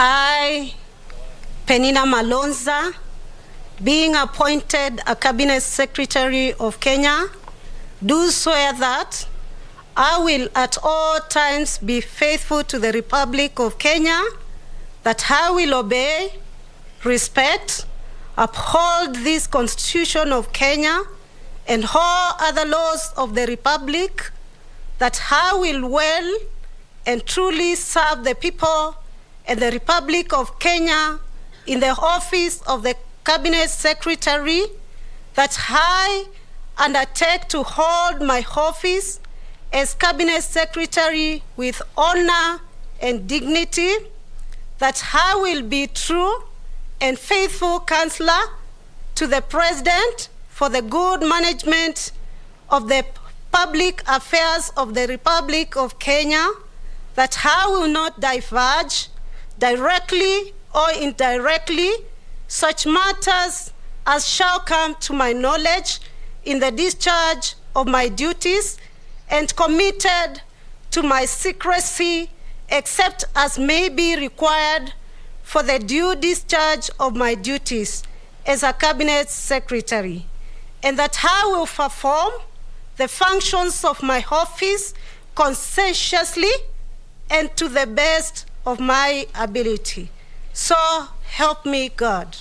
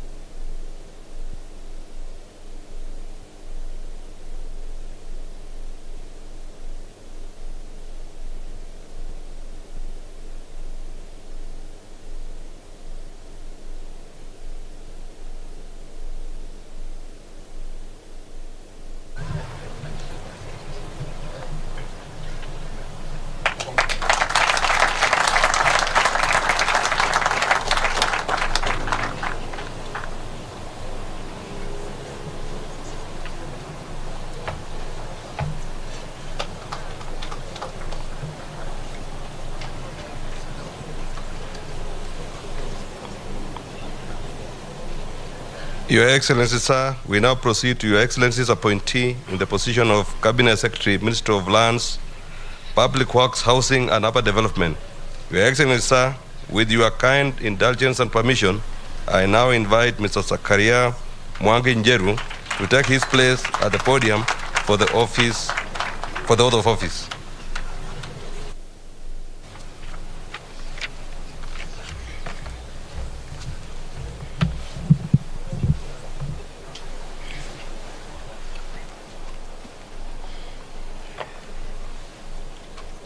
I, Zakaria Mwangi Njeru, being appointed a Cabinet Secretary of Kenya, do swear that I will at all times be faithful to the Republic of Kenya, that I will obey, respect, and uphold this Constitution of Kenya and all other laws of the Republic, that I will well and truly serve the people and the Republic of Kenya in the office of Cabinet Secretary, that I undertake to hold my office as Cabinet Secretary with honor and dignity, that I will be a true and faithful counselor to the President for the good management of the public affairs of the Republic of Kenya, that I will not divulge directly or indirectly such matters as shall come to my knowledge in the discharge of my duties, and committed to my secrecy except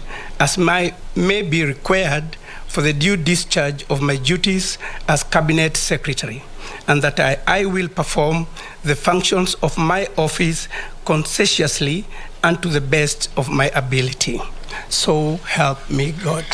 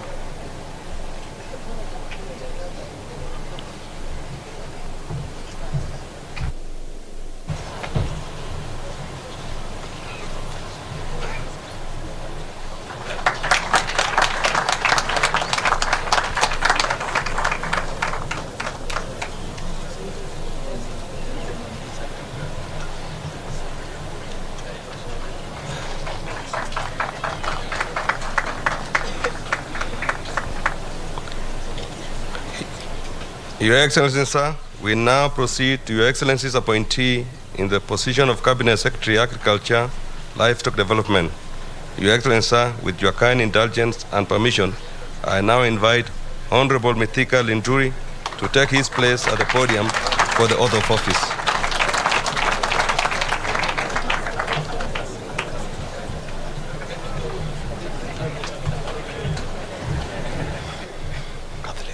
Yes, yes.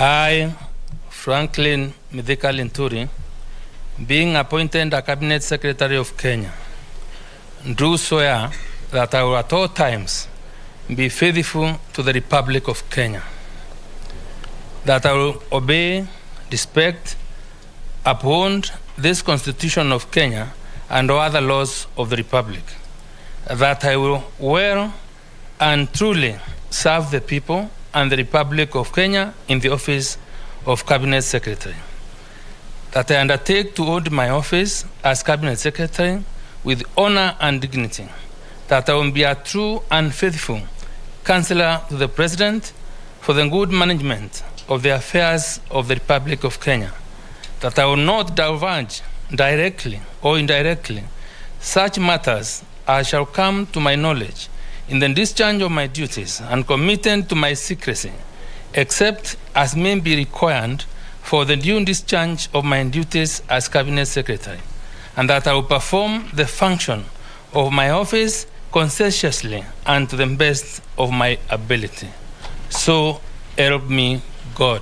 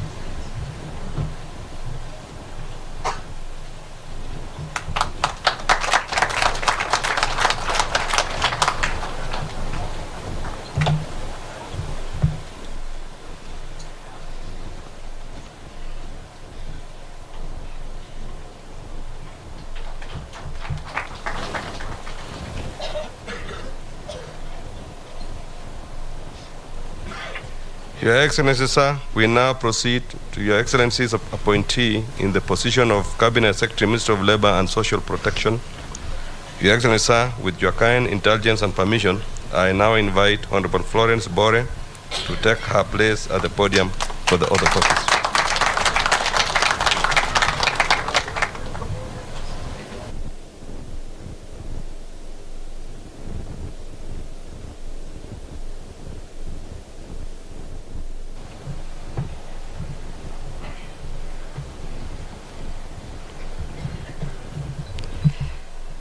I, Florence Koske Bore, being appointed a Cabinet Secretary of Kenya, do swear that I will at all times be faithful to the Republic of Kenya, that I will obey, respect, and uphold this Constitution of Kenya and all other laws of the Republic, that I will well and truly serve the people and the Republic of Kenya in the office of the Cabinet Secretary, that I undertake to hold my office as Cabinet Secretary with honor and dignity, that I will be true and faithful counselor to the President for the good management of the public affairs of the Republic of Kenya, that I will not divulge directly or indirectly such matters as shall come to my knowledge in the discharge of my duties and committed to my secrecy, except as may be required for the due discharge of my duties as Cabinet Secretary, and that I will perform the functions of my office conscientiously and to the best of my ability. So help me God.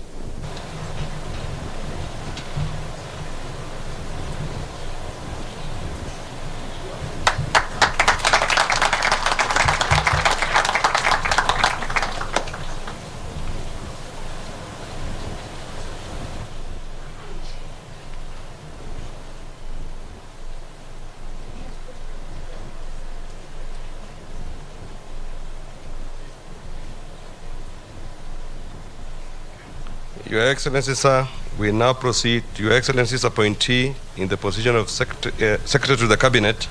Your Excellency, sir, with your kind indulgence and permission, I now invite Ms. Mercy Wanjau to take her place at the podium for the oath of office.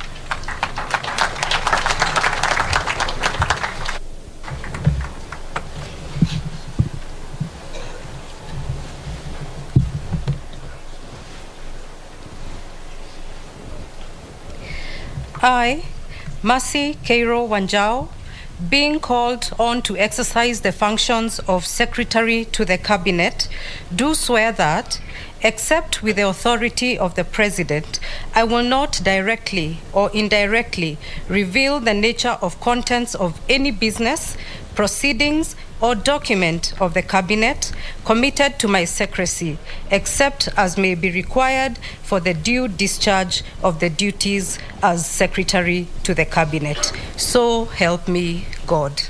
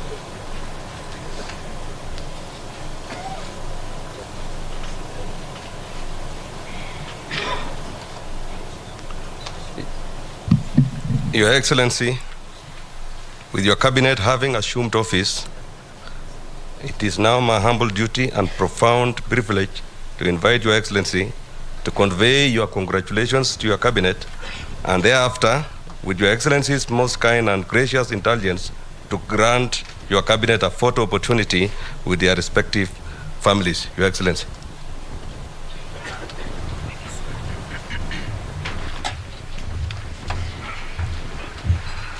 Asanteni sana. Tafadhali tuketi chini. Thank you very much.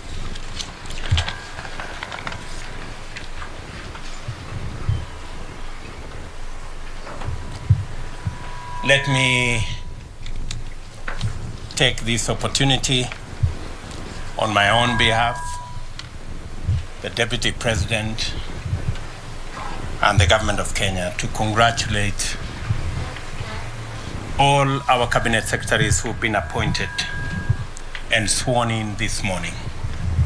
To all of you, I have had the occasion to congratulate you personally, but let me also take this opportunity to congratulate each and every one of you for the honor to serve in the Cabinet of the Republic of Kenya.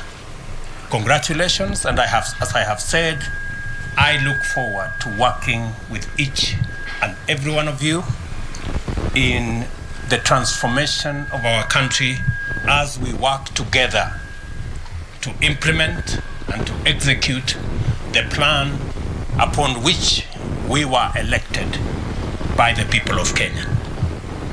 Again, to all of you and your families, congratulations. Pongezi.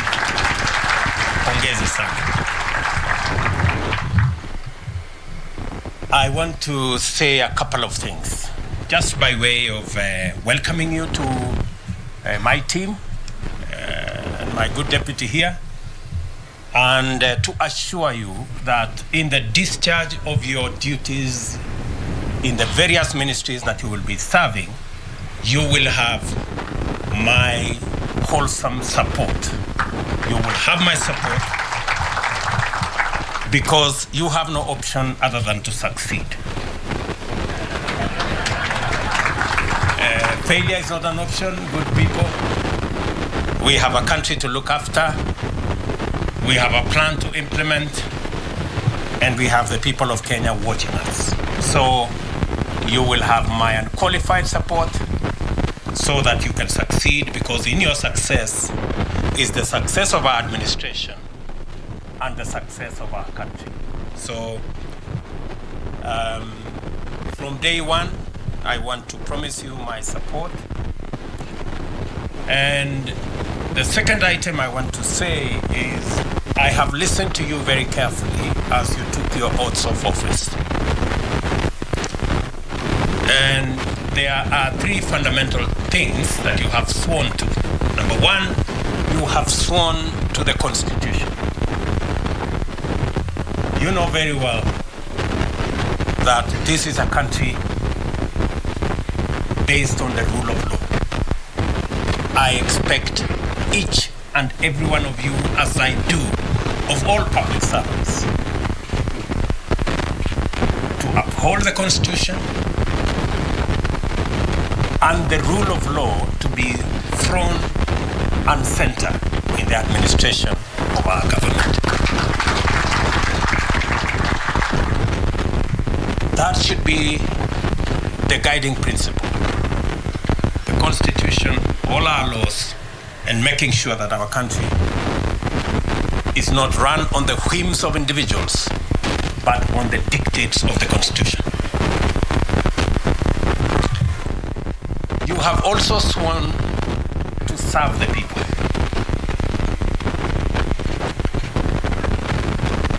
I didn't hear any one of you swear to serve families, their friends, or their regions, or their religions. Each one of us here have sworn to serve the people of Kenya. That is the minimum expected of all of us.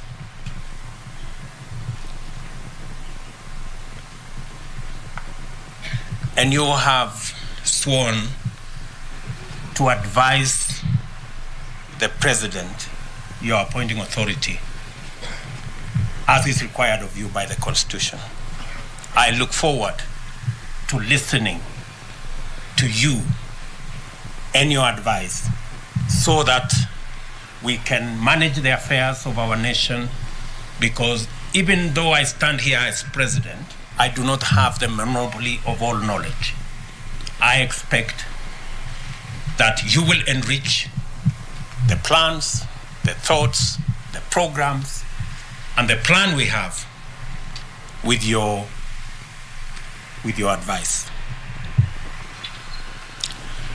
The third thing I want to say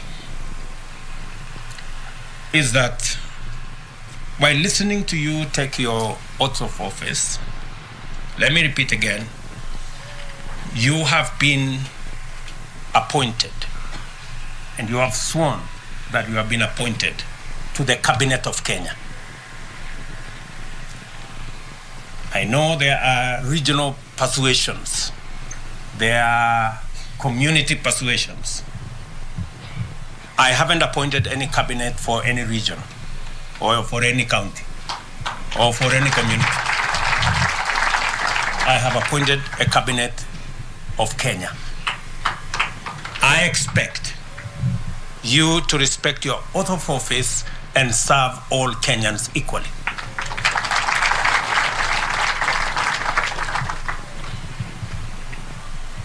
I made the appointment. You've done the swearing. And I have heard you carefully. I was listening carefully. And you said that you are going to serve the people of Kenya and you have been appointed to the cabinet of Kenya.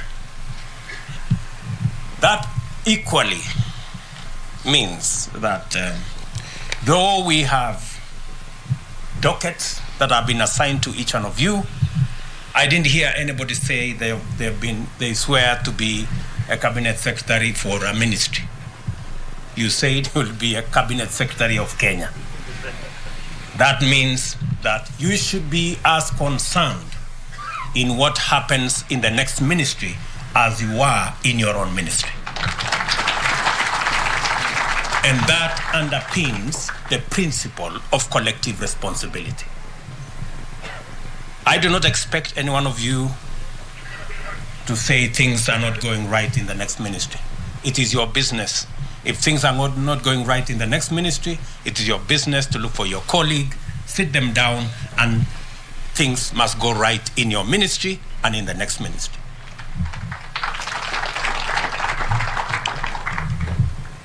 Because the principle of collective responsibility is a principle that is understood and is a principle that has been practiced. And therefore, that will be my minimum expectation, that we will serve the people of Kenya equally, and we will make sure that everything goes right in the docket that you have and in the government of Kenya, because that is your forte. I wish also to say that you have sworn to serve the people of Kenya. The people of Kenya have elected their representatives. We have members of parliament, we have members of the Senate, who are the people's representatives. I expect that we are going to work together in a respectful manner with our elected leaders. As the people's representatives, because all Kenyans cannot come to your office. They cannot come to prosecute their agenda. They have elected representatives. And we must take them as the people's representatives and work with them in a respectful manner so that we can achieve the goals we have set up for ourselves. Additionally, we have agreed with the legislature that they will provide a platform for us as members of the executive to access the floor of the House so that we can explain our agenda, we can explain our programs, they can interrogate what we are doing, so that the people of Kenya can understand and make an input in every commitment we have made, every plan we have, and every program that we are going to run. So there will be an opportunity for you as members of the executive to interact much more robustly with Parliament so that we can not only have a platform for us to explain our programs and to seek the support of the legislature in our programs, but for the legislature also to oversight what we are doing, because they are doing it on behalf of the people of Kenya who elected them.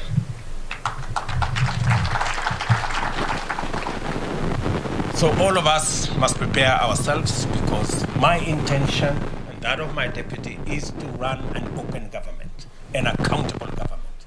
We have no gray areas, we have nothing to hide. We want to serve the people of Kenya in the context and manner that promotes accountability, promotes transparency, and makes sure that the people of Kenya understand what we are doing. And so, friends, I have the privilege of having worked with all of you. Maybe not the same distance, but with all of you. So while I crafted this cabinet, I had to take into consideration many things, but I look at the people of Kenya. Even as we make other appointments, we are going to make sure that we carry the whole country along, and we make sure that every person given a responsibility has the requisite understanding and knowledge so that we can be able to deliver to the people of Kenya. I have said this in front of your families, in front of your constituents, so that they also become my witnesses, and that they don't come to harass you in your offices to do things for them, so that they understand that you are serving the people of Kenya. And I am sure that I have their concurrence and understanding.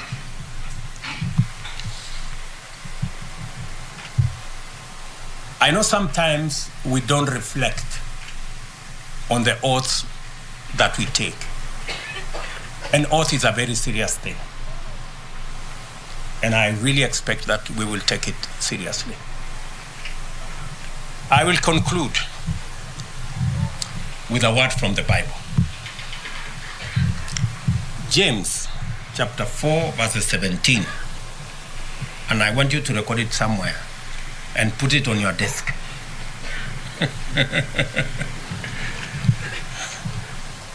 Because that part of the Bible says, he who knows what is right and doesn't do it, it is counted to him or her as sin. Good people, I have told you what is right. We have agreed what is right. So if you don't do it, you will not only miss heaven, but you will have a problem with me. So nataka niwaulize kwa unyenyekevu, please. We have an agenda for the whole country, and the people of Kenya are really expectant on the delivery of our plan, of our program, and on the transformation of our nation. Again, to you and your families, my congratulations, and I will support you in every way that I can.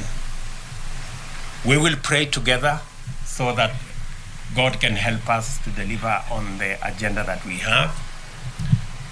And I look forward to working with you in office, working with you in the field, and I will encourage you to travel to as many parts of Kenya as possible, even if for whatever reason you are called Tanga Tanga, but I think it will be necessary for each and every one of you to traverse Kenya so that you can better understand what Kenya looks like, what are the expectations of the people of Kenya, and so that we can craft the right responses and the right decisions for the people of Kenya. I am a very proud Kenyan this morning that now I have a team. For the last couple of weeks, my deputy and I have been struggling in offices late into the night. Now we have a team, and your celebrations will be very short-lived because I think you will be leaving your offices late. So the spouses, kidogo mtatuvumilia. Hawa watu pengine itabidi walale ofisini for the next couple of months until we have our plan in place. And I want to say again to the families, asanteni sana for supporting this team. And we promise you that you and the people of Kenya, we promise you to do our best. Asanteni sana na Mungu awabariki.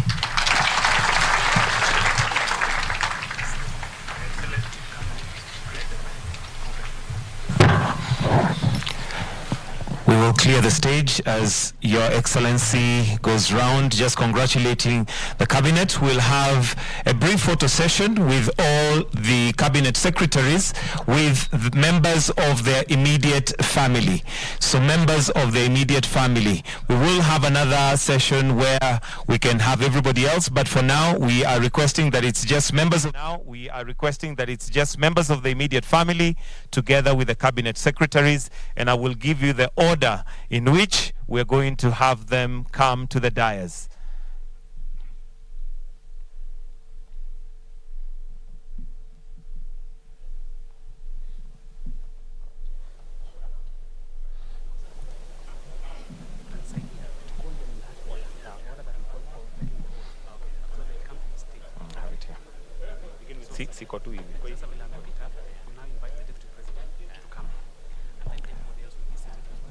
Your Excellency, the Deputy President, Rigathi Gachagua, if kindly you can join us on the dais for the photo opportunity. We'll be joined by His Excellency, the President, shortly. Welcome.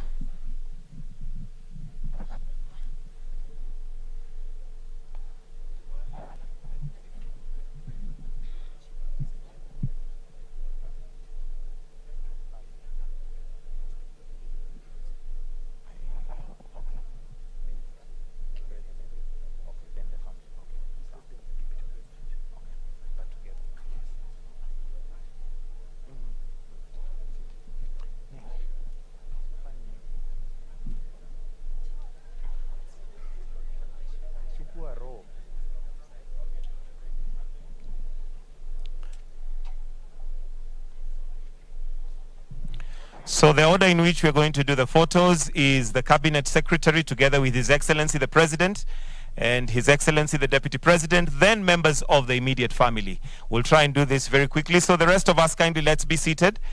Let us be seated, and I will call out in this order.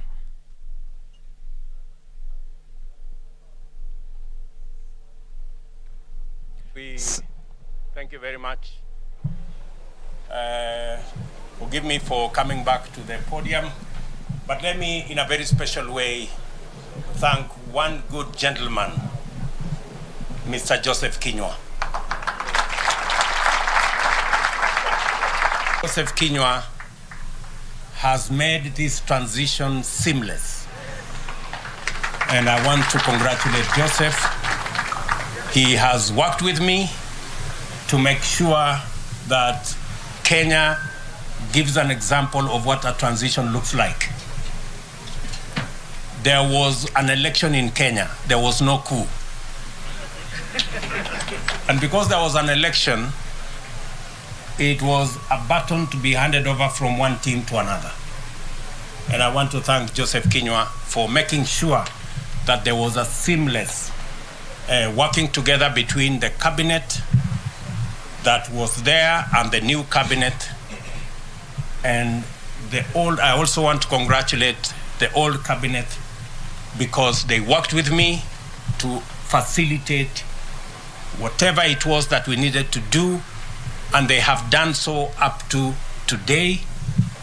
I have been to many of them to various public functions. They have facilitated the smooth transition of administration, and that is the good manners that we should continue to display as the people of Kenya, that we can go to an election, we can conclude an election, and in a peaceful manner, orderly, respectful manner, be able to transit from one administration to the other. That's why I have singled out Joseph Kinyua and all the other public officers who have made this possible. Asanteni sana.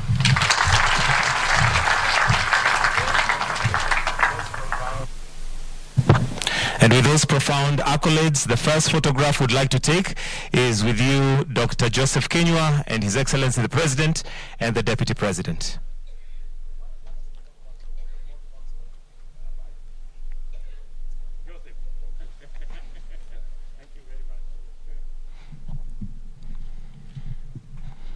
Do we have members of the family from Dr. Joseph Kinyua? If they're around, kindly, this would be your opportunity. If not, we'll move on to Honorable Wycliffe Musalia Mudavadi, And the first photograph is with him and His Excellency the President, then followed by members of the immediate family. So we'll have him first, then members of the immediate family.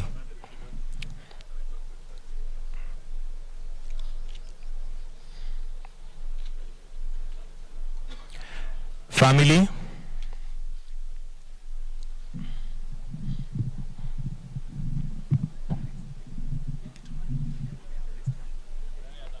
And next we have Honorable Justin Muturi, who will be coming in after this.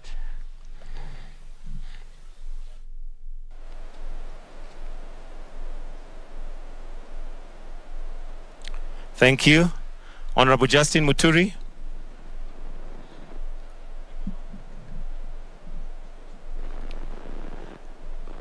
And members of the immediate family for Honorable Justin Muturi, kindly you can come and stand on the side so that we save on time. Members of the family, if you can kindly just come and stand on the side so that we save on time.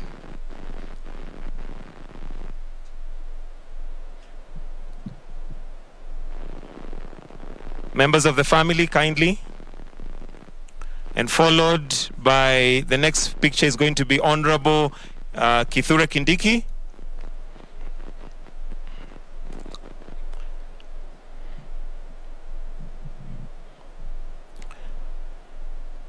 And if we can have members of the family for Professor Kithure Kindiki to just come and stand on the side so that we save on time.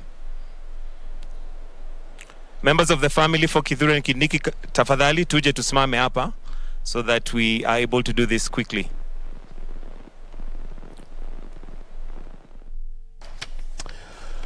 Well, and finally, a new set of cabinet secretaries has taken office today in the just concluded oath-taking exercise that has been witnessed by President William Ruto and Deputy President Rigathi Gachagua there at State House. The 24 nominees have just taken oath of office, of course confirming their allegiance to the Constitution and vowing to protect and respect the Constitution. But this is just a standard oath that they are supposed to take as enshrined in the Constitution. If you allow me, I can take you through what they have just said. I, being appointed Cabinet Secretary of Kenya, do swear solemnly affirm that I will at all time be faithful to the Republic of Kenya, that I will obey, respect and uphold this Constitution of Kenya and all other laws of the Republic, that I will well and truly serve the people and the Republic of Kenya, that I undertake to hold my office as Cabinet Secretary with honor and dignity, that I will be a true and faithful counselor to the President for the good management of the public affairs of the Republic of Kenya, that I will not divulge directly or indirectly such matters as shall come to my knowledge in the discharge of my duties, and committed to my secrecy except as may be required for the due discharge of my duties as Cabinet Secretary, and that I will perform the functions of my office conscientiously, oh Lord, that's a big word there, and to the best of my ability in the case of an oath, so help me God. Those are the words. Well, they have just taken. And of course, what is happening now is the photo opportunity featuring the cabinet secretaries plus the families, and of course, with Deputy President Rigathi Gachagua and of course, President William Ruto in attendance. That is an event that has taken about 1.5 hours. And remember, we're still here in studio having our conversations. And now joining me is Mr. Job Wanjohi. He's the head of research and policy advocacy at the Kenya Association of Manufacturers. And knowing too well that they have really been working with the government to try and upscale the industrialization agenda in the country. He's here to give us an overview of what he has actually witnessed and what is the way forward and what awaits the new cabinet. Thank you very much indeed, Wanjohi, for joining us here. Thank you very much. So what is the number one assignment for the new cabinet secretaries? One major assignment for the new cabinet secretaries is looking at Kenya Kwanza manifesto. It's going to be their their policy document for the next 5 years, because it's that document that the president and his technical team crafted and said that this is what we're going to do to the Republic of Kenya. From digital superhighway to creative economy to manufacturing to affordable housing and many others. This is a document that they're going to have as the first one. And when you look at that document, you can see it's a document that is trying to be quite inclusive as far as the Kenya as a country is concerned. You find that the call in it, if I talk specifically around manufacturing and around the industrial agenda, because there is a heavy chapter that is covering that, you see they are depending on the low-hanging fruits as far as the sectors are concerned. When we're talking about the leather sector in the country, every home in this country, you'll find it has an animal that carries a hide or a skin. It's a question of now ensuring that whatever we have in our households, in terms of animals, cows, goats, and many others, we are not throwing away that hide and skin, but we are pulling the skin and the hides together so that they can be taken to tanneries. From tanneries, then we can have the wet blue being made by the tanneries, and then we have the finished products out of leather. But if you look at what is happening at the moment, you find that that's a sector that is employing about 14,000 people, yet it has a capacity of employing about 100,000 people or to 150. If you look at also the much that you are losing in terms of the foreign earning. 30 years ago, it's a sector that was a foreign income earner to us, but now it is consuming the foreign income that we have obtained, because more or less we are net importers as far as the leather products are concerned. So that's what they're going to really concentrate on. And I like the fact that you're bringing that issue, because I remember last week you were hosting the president during one of your events meant to accelerate industrialization. Yes. Dubbed 20 by 30. Yes. Which basically means that the Kenya Association of Manufacturers or Corporate Kenya wants to push the contribution of manufacturing to GDP to about 20% by the year 2030. And the president really talked about some of the projects that he intends to initiate, and one of them is the industrial leather park that has been under construction at Kenani in, is it Machakos or Athi River? Yeah. One of the two. So as a lobby group that is very keen on seeing industrialization levels, increase in this country, how do you plan to engage with the Minister for Trade and Investment to ensure that that leather park is actualized? Indeed, if you look at that leather park, it's a major installation. When you talk about Kenani Leather Park, it's a major installation. In fact, it is one that can really change the face of the country as far as the leather processing and leather product making the country is concerned. One way the government is going to do is to ensure that there is finalization of the construction of that leather park. We have effluent treatment plant because leather industry is one of the major pollutants. Without looking at how there can be environmental conservation, it can be a major pollutant. So we have effluent treatment plant that has to be finalized. In that leather park, it is not only about processing the leather, the hide and skin. There is even some areas that have been set aside whereby we have the finalization or making the final product out of leather. So where is now the synergy creation between us and the government? And there's a discussion already we have started even with the incoming Minister for Trade, Trade and Industries. Is a question of ensuring that we have new investors that are coming to the country, and that's now the role of the private sector. But also the government has to ensure that it is creating conducive business environment.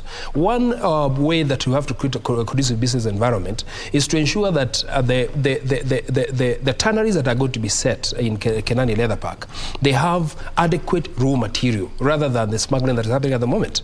We have export levy that has been put of 80%, but you find now and then we have smuggling of the raw hide and skin from the country that is denying the hungry factories of the much needed raw material in terms of hide and skin. So the government has to ensure that we have enough raw hide and skin in the country by putting all the enforcement mechanism, or by also ensuring that we have the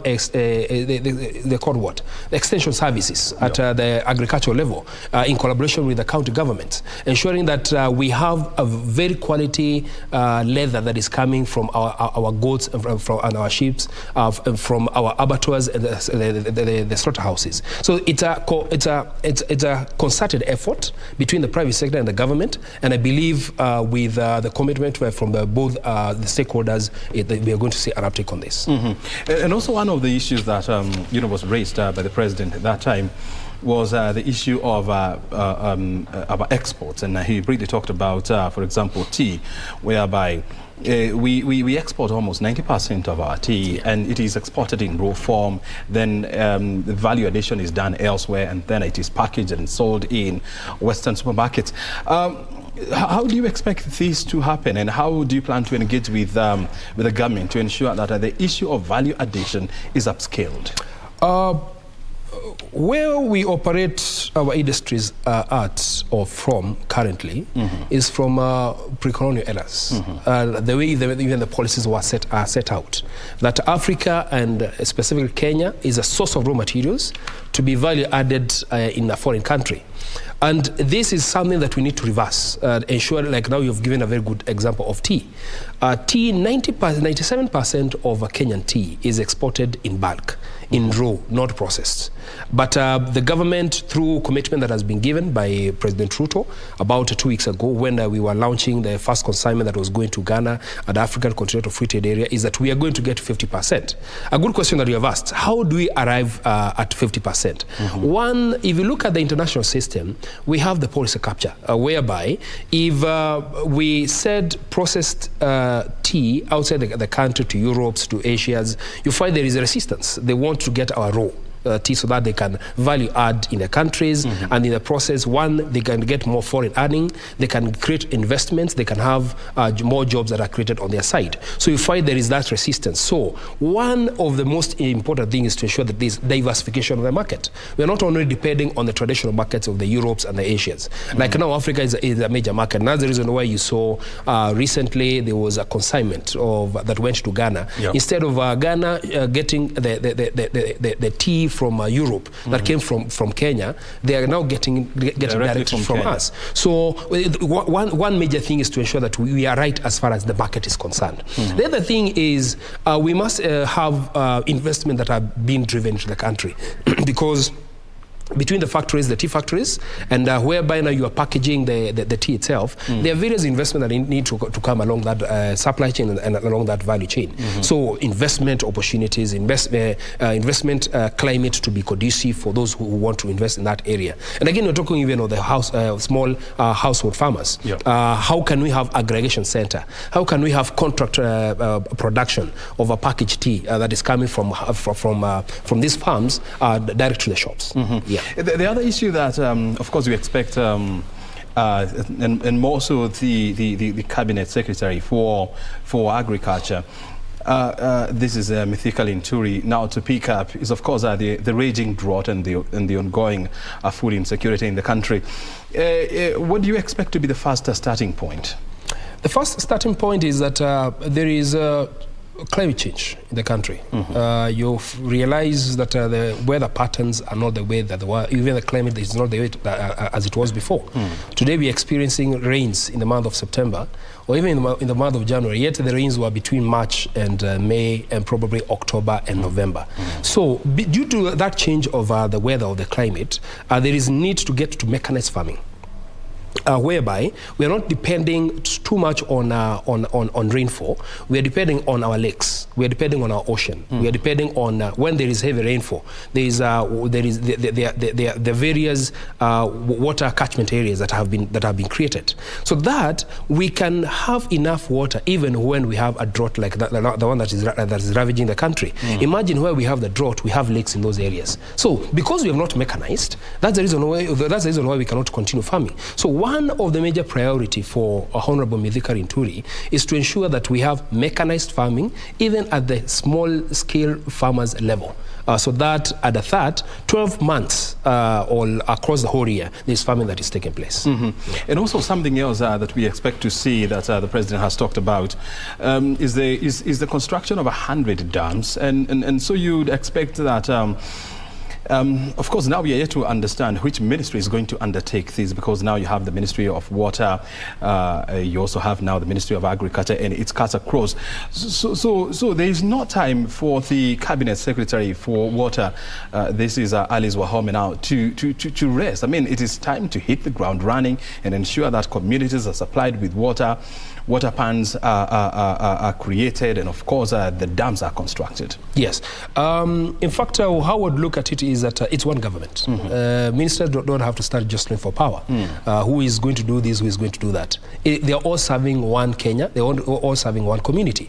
So they need from the onset, and probably even from a presidential directive, whereby the Minister of Water or the Minister of Agriculture has been directed that we need these dams. And then you have to look at the specialization. If there's a Minister of Water that is specialized in terms of coming up with these dams, that road would rather be given to them, so that we can see speed and on the execution of the same.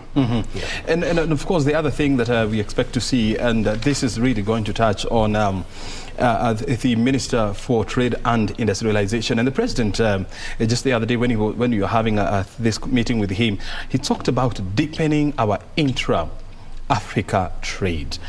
And he cited an example whereby, was it last month or early this month, where Kenya shipped the first consignment of goods to Ghana.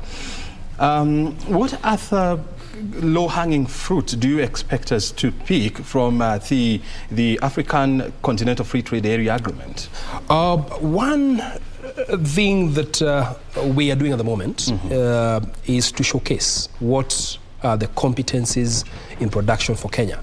And next week, from a Monday to Friday, we are showcasing what is locally manufactured. So we have a lot of competence as far as this is. So we have what is called Chagamka. It will be at KACC, and everybody from the country can come and see what is being manufactured in the country. That's the starting point, whereby out of that, this is what we can be able now to set across the whole of Africa. We are talking of, we have talked about the tea, we're talking about coffee, we're talking of even some automotive parts. We're talking of chemicals. We're talking of food and beverages. All is made in Kenya. All is made in Kenya. We have about 10 or 15,000 products that are going to be showcased in KCC next week. And now festival. And that's now what we are going to unleash to the African market through African Continental Free Trade Area. And Kenya is one of the pilot countries that have been that have been selected. They can take their goods to Egypt. They can take their goods to South Africa, to Ghana, and it's good that as a country, first of all, we appreciate our capabilities through what we shall be showcasing that time. And then we ensure that along the supply chain and the distribution chain, people are taking advantage of what is locally manufactured to take across Africa. And now, I mean, the swearing in of the Cabinet Secretary is now, completes the cycle of the new administration, setting up its processes and its procedures. So it is now time to deliver to Kenyans without now any other excuse. In the next 100 days of this cabinet, what do you expect to see? What I expect to see is we have tropical issues as a country that we are handling. One is like the drought. We must see the government being committed in alleviating those who are hunger stricken by ensuring that there's food security on that area. In terms of industrial agenda, we are looking at how the government can drive the competitiveness of the manufacturing sector, looking at the taxation regime, looking at the illicit trade that normally happens in the country, or even when we're talking about the cost of energy. We had the 15% reduction. In fact, right now the cost of energy has become very expensive. So there is a set of activities and policies that they need to undertake in the next 100 days to ensure that one thing they're keeping to the promise that they gave during the general elections. And it's good that you brought in the issue of, the cost of energy. And in December last year, we saw a 15% reduction in the cost of energy. But now the prices are almost going back to where they were. The former president, Uhuru Kenyatta, had promised another 15% cut in January this year. Of course, it's never happened. And I'm sure you're going to have a conversation with the new energy minister, who is, of course, not new. He was there before. Yeah. That is David Chirchir. Yeah. What do you expect to tell him? One is that if you look at the components that are in the bill for power, one major component is taxation. We need to review the taxation that is put on power. The other thing is the forex. Because of the depreciation of shilling, it has also an effect as far as the cost of power is concerned. And the third thing, of course, is when we are talking about the thermal power production through through generators. There's utilization of diesel, and you can imagine now diesel is at 165 from a low of 80. So those are the factors that have cancelled off the 15% power reduction that we saw in December. And that's the reason why now we are over and above what has been provided to us. So one thing that we are going to have or discuss with the Honorable David Chirchir is how can we see the reduction on the cost of power from where it is between 0.16 and 0.18 to around 0.09, so that they can make the industries competitive, and also our households, including my own home. We are not really paying a lot of money to support the electricity that is used in our households. What is your message to the cabinet as now it takes sit down to work for Kenyans? One thing is that now they don't have an excuse. They have the resources. As citizens, we are paying taxes that are required, so that means they have the resources. They have the full support or the full backing from the president. They have been given a blank sheet to start off with the new government. So they need to hit the road running and ensure that the GDP is going to grow at 10% plus, according to the Vision 2030. Ensure that the manufacturing sector contribution to the GDP is 20% by 2030. But the agriculture sector, probably the GDP contribution is going to be 40 plus, because at the moment it's starting at that 4%. And ensure there's vibrancy in the agro-processing, in the automotive sector, in the security of the country, and many others. Very well. Yeah. Thank you very much indeed, Mr. Manjohi, for finding time to be with us, of course, this afternoon. Yeah. Your input is highly appreciated. Thank you. Thank you. Well, and of course, to the Cabinet Secretaries who have just taken oath of office, Kenyans are waiting. There is no time. It is time to hit the ground running, to serve the nation, to serve Kenyans. The economy needs to grow, among many other things. The security needs to be enhanced. Food security is an issue. At the end of the day, you're going to be judged by what you are going to deliver. Well, you have been watching us live from Broadcasting House, and of course the Cabinet has just taken oath of office to serve Kenyans. My name is O'Brien Kimani. What you're seeing on your screen is the photo session that is taking place there. Remember, the 24 Cabinet Secretaries have just taken oath of office. Now they're having photo opportunities with the President and the Deputy President before they settle down and serve Kenyans. As I am saying, there is no time to rest. The work ahead is so much. We are waiting for economic growth that will hit the 10% mark by the year 2030.